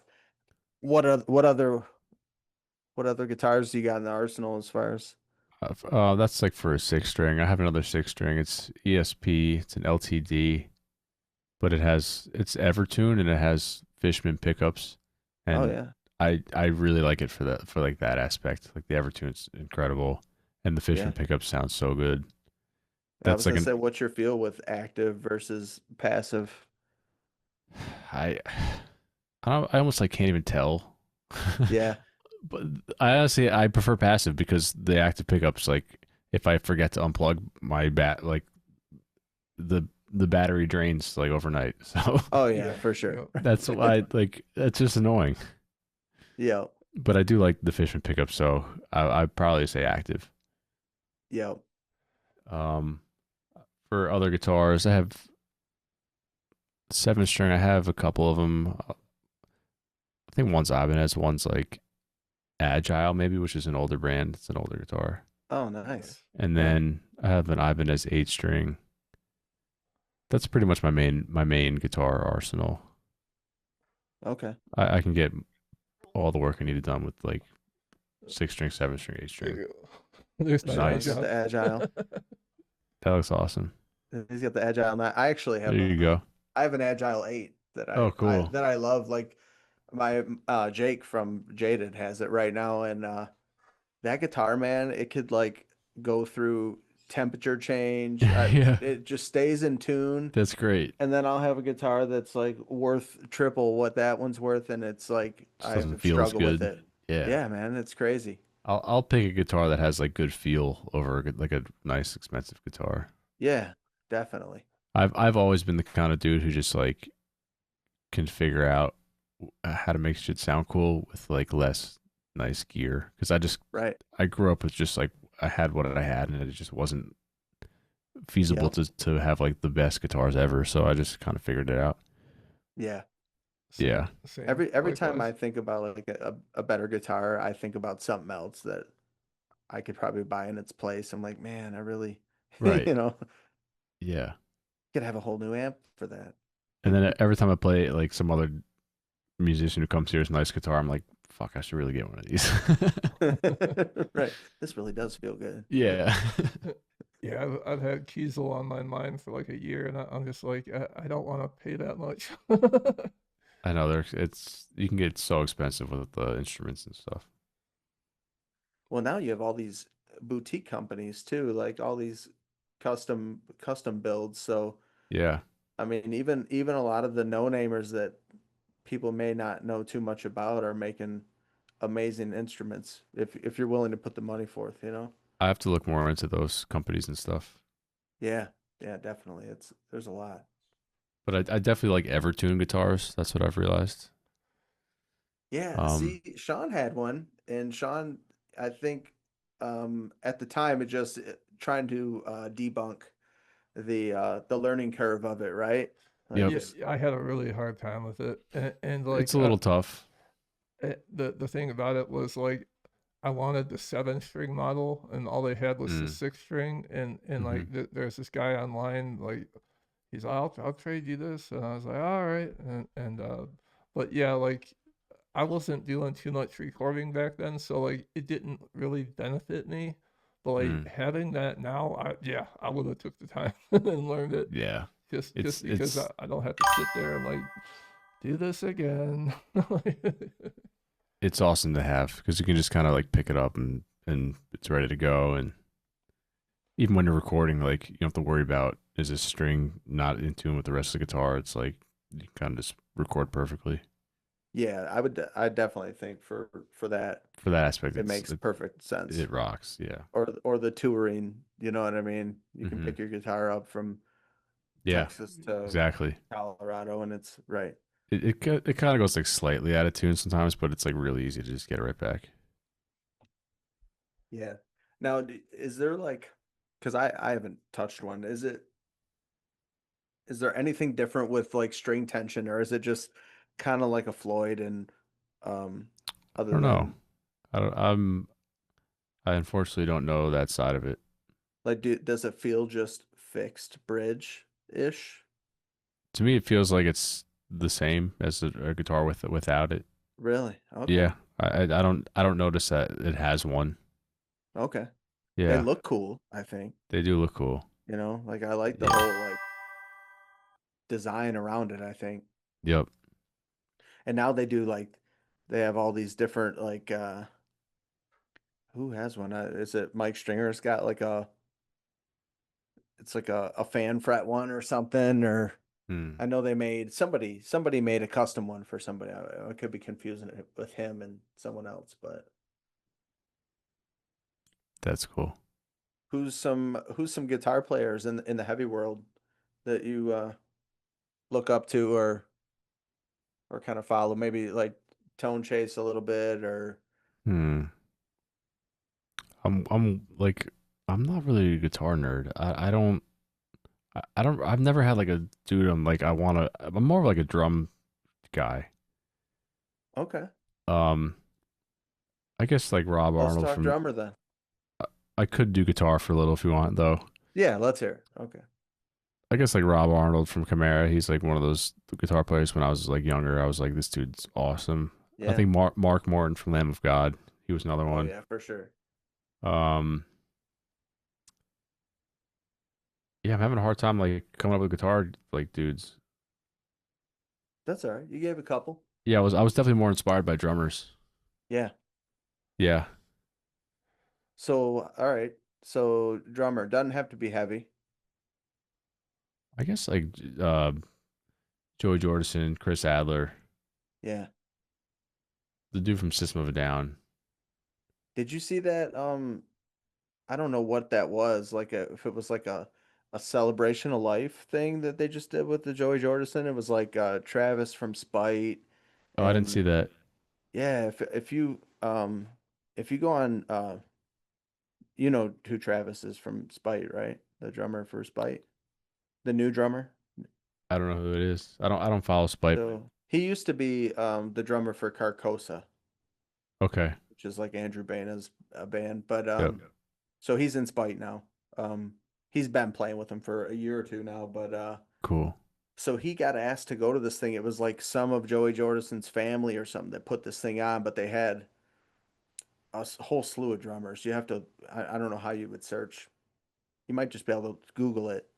Hmm. But they had like a bunch of his snares. They had um, a lot of his like his Vimic or wasn't it Vimic? Was that his name? Yeah, they had like that kit. They were like letting drummers play on it, and it was pretty cool.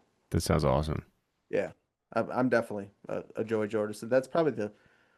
I mean, think about that style of drumming, like fast double bass and stuff. I Yeah, he mean, other was than like so '90s, inspiring, yeah, for sure. especially like me as a kid, like trying to learn drums. Like Yeah, he was Yeah. definitely one of my favorite drummers.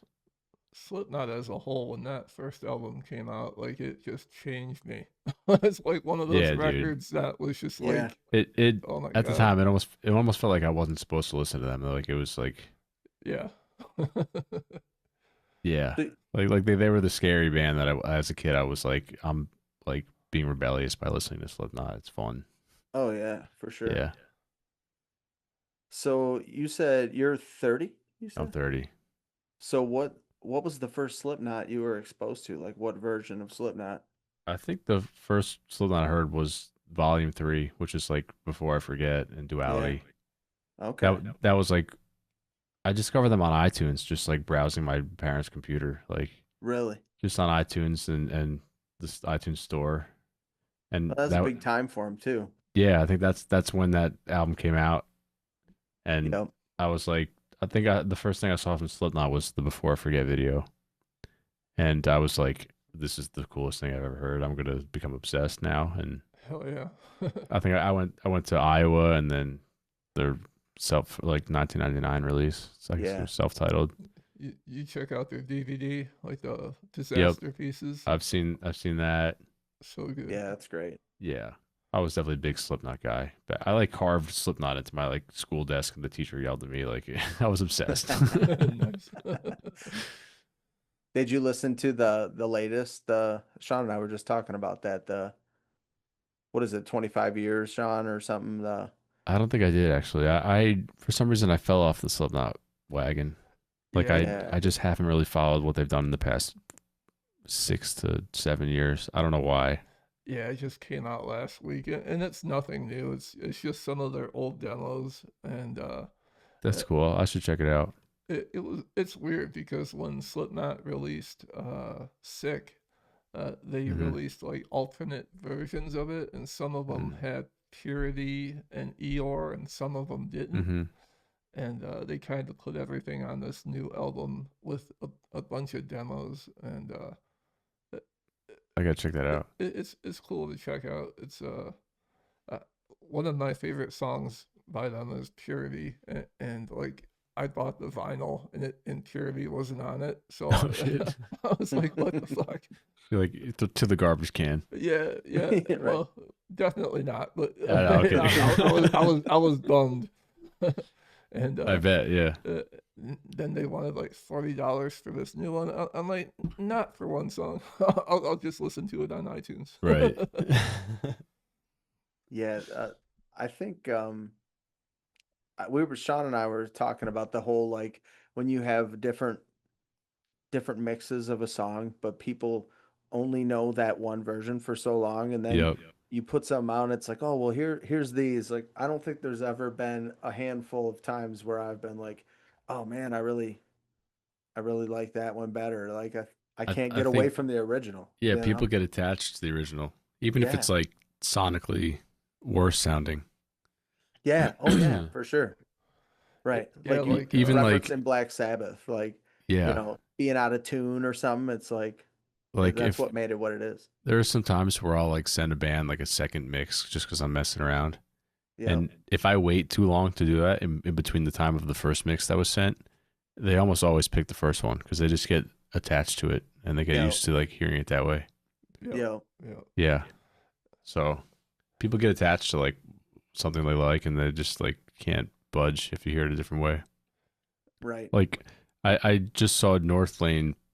I don't know if you saw this. They put out like a I new did. version of that album Node Yeah. Yep. Yeah. with like a new mix, and I like heard it and I'm like, wait a sec, I actually like the original because it just felt more authentic and I'm just used to it. I know like Yeah. people had mixed perspectives on it, but kind of made me appreciate the original a little more. Yeah, I felt the same way They're a with great band, man. re- Yeah, they're re- cool. Reflections that they re-released Mm. the Fantasy Effect, and Hmm. I did like the remaster, but then I still like something about the original. I don't know. Yeah, It's there's weird. something about like being attached to that like first version that's hard to get away from. No, definitely. I think it's because, like, I don't know, for me, I attach so many things to music, like in my own life. So once I do that, That's a they're good never point. gonna, Like you know, like this exact song and mix makes you feel a certain emotion that makes you think about what's going on in your life then, and yeah, if that's changed, then it kind of doesn't bring out that exact feeling. yeah. Do you get that being like from a producer point? Like, is there anything that you've produced from a band that where you're like, man, I can't get this out of my head, even though, Yes, I definitely get songs stuck in my head, like that the Frail album that just came out. That's yeah, one that's like I'm humming these songs right. even like when I don't realize it. Yeah, I like They're Yeah, like that's cool. the they're Walking kind of Wounded. haunting in my brain. There are Yeah, some songs that I hear that I've done and I like just how you said like you'll kind of associate it with stuff outside like in your life, not just the music itself. Yo. there's some songs that I've worked on, and like when I hear it now, I'm like, I literally remember writing the song like years ago, and like just the room around me, like it Yeah. brings back like a memory of that moment, which is kind of cool. Yo. You know what's funny? If you talk to anybody that isn't involved in music, that yourself or maybe Sean and I, like I'll ask my wife stuff like that, and she'll be like, "Nah, I don't have any feelings like that whatsoever." Wow. I'll be like, "Do you hear that? Like, do you hear that? Like the bass guitar there? Like even let's say something prominent, like Yep. something that sticks out." She's like, "No, I don't. I just hear the song as a whole," Right. which And is blows my mind. this could be argued that 99% of people hear it the way she does, which makes like all these little nitpicking nuances in the production like maybe not necessary because they don't even Right. realize. Right. Yeah. We'll never know. Look, Or Yeah, yeah. for because sure. like she might like the song because of all those nitpicking, like, but she doesn't hear it as that. She hears it as like the whole thing. Yep. That's something I struggle with. Like as a producer, it's hard for me to take that step back and just hear the song as a whole. Right. Instead of breaking it Exactly. apart. Yeah.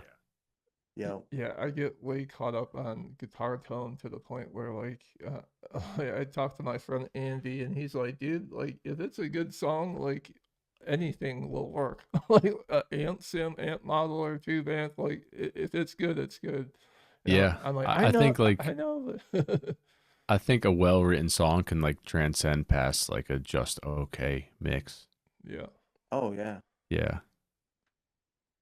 But Yeah. at some Trying to point the think of mix some does examples. matter for sure. Yep. Yep. Yeah, it's crazy how music does. Like I was just are you familiar with you guys ever hear the term, I think it's frisson? You ever hear that term? I've heard of the term. I don't know what it I means could be exactly. saying it wrong too. It'd be like it's like the sense of like, have you ever had a song like give you like goosebumps? Whether Mm-hmm. it's like a breakdown that hits or Yeah. Oh yeah. I so that's like if you like look that up, it's not common. It's like extremely rare and only a certain amount of people get that feeling. really? And they Wow. talked about like That sucks. it's like a spike in dopamine that causes it or something that That's pretty cool. I didn't know that like it yeah, wasn't a universally shared thing. right. I was listening to a song today from this band called Black Shape, and they're like I don't know what you would call them. Like they're almost like a modern day Radiohead, like mixed with gent, and and Wow. and, and uh Nice. It's a cool combo. and, Yeah. and like yeah, like goosebumps all over just because like the it was like really melodic and this guy had a really nice voice. I'm like, oh, all right, that's good. I gotta check them out. Yeah, for sure. Gent and Radiohead. I'm picturing like Kid A vibes and Maybe fall. Gent might be too mild. Okay. right. More extreme. That's kind of sick. Well, I'm trying to think if there's anything we haven't covered here, Aaron. Cool. Just taking a quick look if there was anything that I missed along the way here. Sean, is there anything you can think of off the top of your head? uh, I guess one of my questions personally is like someone that likes to record is like Mm-hmm. uh wi- so what do you prefer as far as like your way to record guitars? Um, regarding what aspect exactly? Like amp modelers, tube amps, Okay. or like I is definitely like recording with amp sims. It's just easy. yeah. Uh, Um, sometimes I will reamp afterwards through like a real amp, but a lot of time lately I just use the amp sim for like the tone. I think they've gotten good enough to where if it's impactful enough and I can get it like a sick tone with it. yeah, I like the convenience of it. Like I do That's like another aspect that's great. I do like using my Axe effects, but at the same time, like uh, as far as like little minor changes, maybe like adjusting the treble or presence, or like it can be very difficult to like go back and revamp it, and I exactly. Like a lot of the time, if I'm doing remote work for bands, we'll do like one song at a time, and if they want the same exact tone a month later for a new song, it's like way easier for me to just like open the session and use the same amp sim rather than like reset Yeah. up all the mics and try to get the exact tone. Like that's um the convenience aspect of like the amp sim that's hard to beat. yeah, I've been messing with this one called Nutcracker, and I done this Nick Rockland suit and Fault amp, the new Buster Oldham amp sim is Mm, pretty cool. Other than that, I in the past I've used Thornton Nameless, and nice. Nat uses Thornton Kelly and the Auto 11. Callie's awesome. That one's great. I love it. Yeah, I love the I sound love of it. that one. Oh, it Yeah. feels really good. Feels like a real amp. Yeah, definitely. Do you do any like from your right and left, do you do any kind of blend between like a rhythm and a lead channel on an amp or like on your sim or Usually right and left are the same tone. Usually, I've seen some dudes like kind of tweak each side slightly. I've done some of right? that in the past, but a lot of the time it's the same tone. So you're able Okay. to use your so you say you used pitch pedals. Do you just like plug that directly into your interface? Is that how that works? Yeah. So it's coming out of my guitar into the pitch pedals and then out of the pitch pedals into the interface like DI. Oh, Gotcha. yeah. Okay. So That's easy enough. I find that these pitch pedals, the ones on the computer aren't good yet. I don't think, or aren't as good. But kind of recently, I've discovered some that are pretty good in the box. But I like kind of having it right at my feet here. I can kind of tweak it per part. It's like easy. Yeah, I could see that. There's one I heard of. I haven't tried it yet, but people said it's pretty good. Is Hypertune, but Haven't used that. it's uh it's made by Polychrome DSP. Hmm.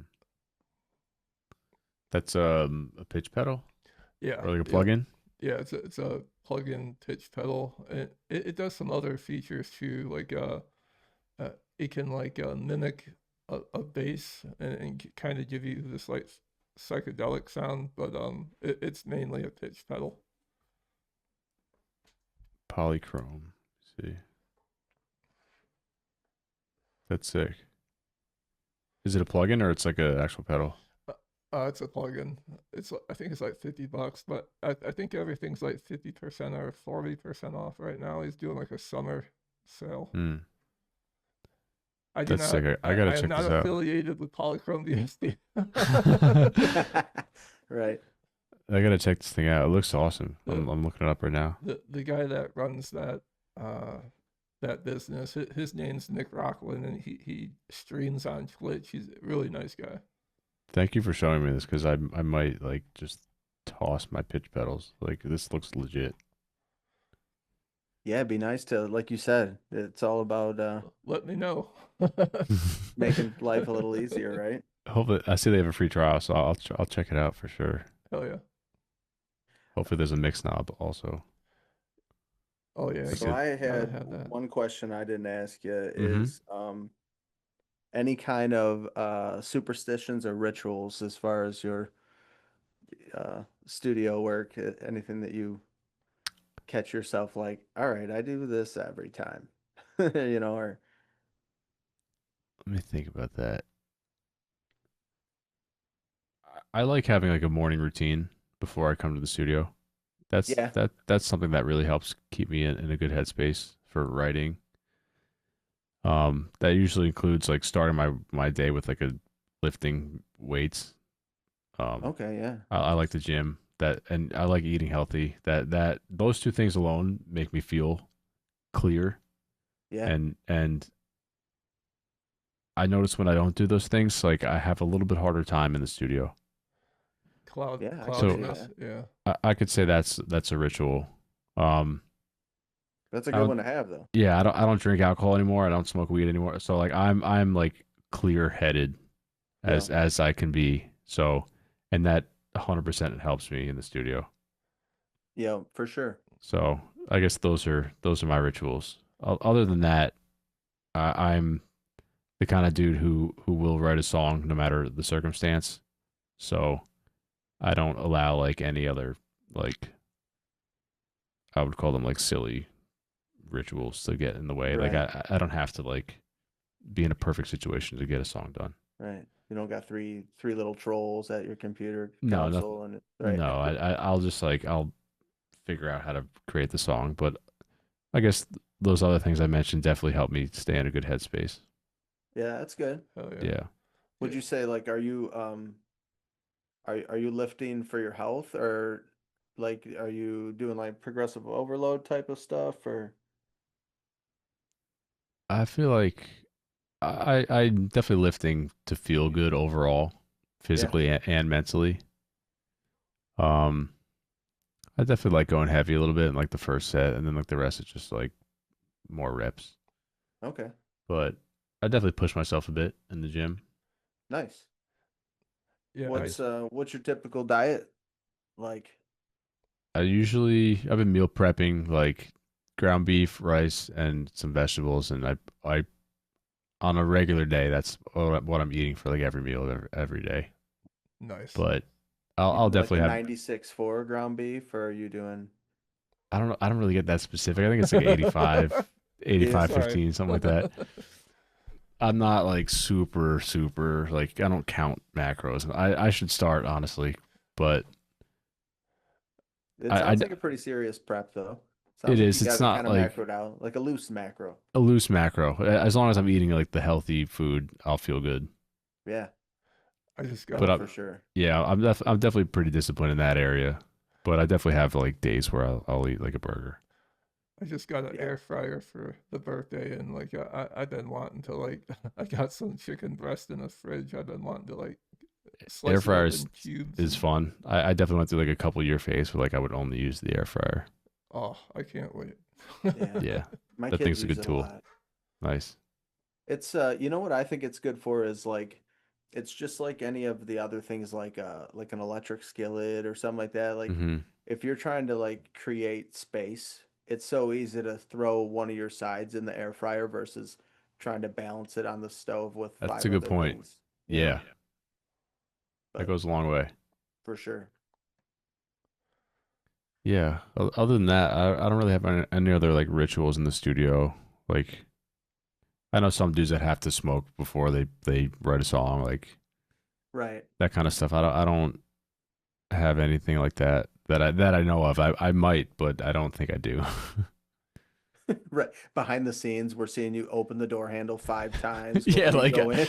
there could be stuff I'm unaware of that I do. Right.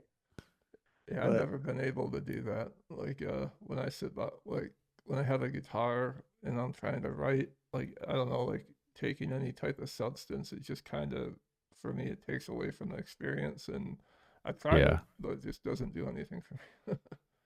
yeah, you know what? I'll tell you what. So I played in like a Sean and I were actually both in it. It was like I'm gonna call it a hardcore band. I played drums in it. I couldn't drink one beer. Otherwise, my like legs would not work. Yeah. It killed them. Yeah. Uh, so that was a good period of time for that I just didn't really drink before a show at all because I wanted Right. to, do my best, I guess. Guitar, it was a little easier. I could have a beer and it really not affect me. But or at Yeah, least I thought it didn't affect me, you know. Drums are hard, dude. Yeah, That's for a sure. super And physical instrument. yeah, definitely. And now I mean, the skill level of playing is off the charts with so It's many people. insane. Some of those dudes are insane. Yo, And I watch people like Chris Turner, and I'm just like, dude, what the hell? Guy oh, plays it dude. as good as my drum program. Right. That's the dude from Motion State, Alaska. Yeah, yeah. Yeah, he's insane. Well, shit. I think we got a lot of stuff out of you here. Cool. A lot of valuable information. Awesome. Hopefully some people gonna check out some of the stuff you're using, man. And Cool. It's been a pleasure just to pick your brain Awesome. and hear Yeah, the thanks for stories. coming on, man. Appreciate it. Thanks for Yeah. having me. I had a good time chatting.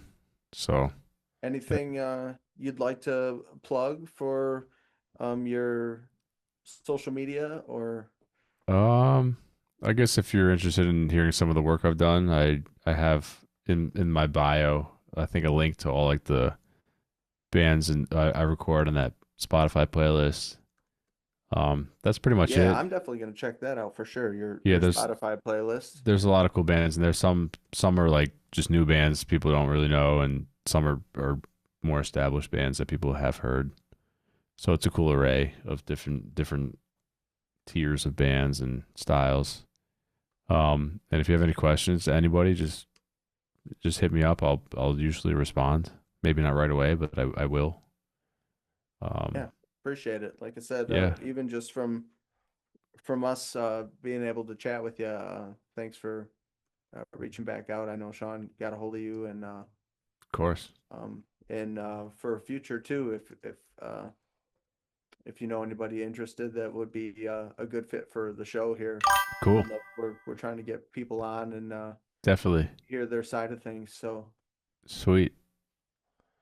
all right, Sounds y'all. good. Hell yeah. All right, Aaron. Appreciate you. Of course, dudes. Thank you. Hell yeah. Yeah, Man. keep it coming out, man. I'll be in touch too, by the way. I told Yeah, you. yeah. Hit me up whenever. We can talk about anything. I'll respond. Sounds good. Sounds Cool. good. All right, Everyone y'all have a have a good great night. night. Stay safe out there.